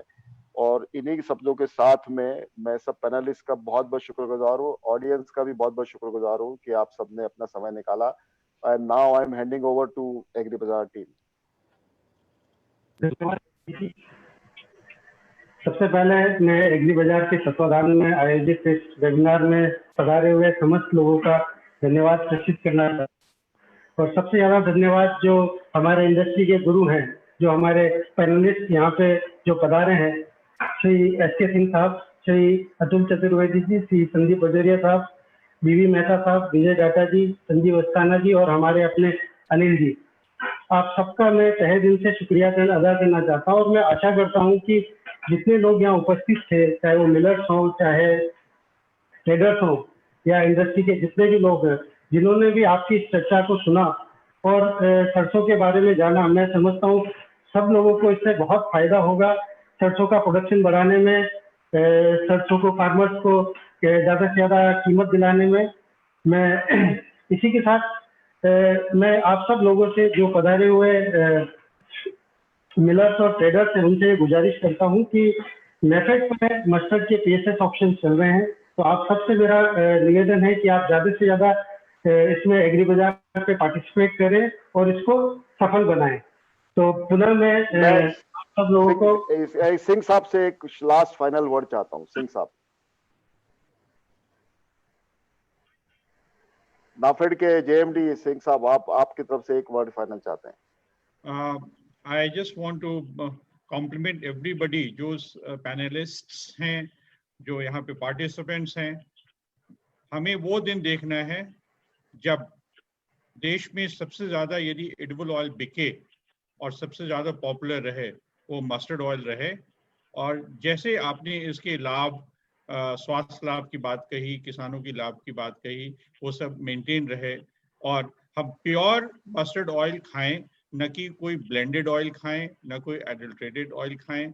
और जैसे संजीव जी ने कहा कि जो एफपीओ का कंसेप्ट है, यदि हम मस्टर्ड स्पेसिफिक एफपीओज बनाएं, उसके साथ साथ इंडस्ट्री को लिंक करें, तो ये बहुत अपने आप में बहुत बड़ा कदम होगा और इसमें मस्टर्ड सीड प्रोडक्शन में बहुत आगे बढ़ेंगे। धन्यवाद। थैंक यू सिंह साहब। Over to Agri Bazaar team again. धन्यवाद सिंह साहब, धन्यवाद बजोरिया साहब। पुनः मैं आप सब लोगों का तो धन्यवाद प्रेषित करता हूं और ज्यादा से ज्यादा नेफेड मस्टर्ड पीएसएस ऑप्शंस में पार्टिसिपेट करके उसका लाभ उठाने का आपको आग्रह करता हूं। पधारने के लिए पुनः सब लोगों को बहुत बहुत धन्यवाद। Thank you everybody. Thank you everybody. Thank you. नमस्ते। नमस्कार।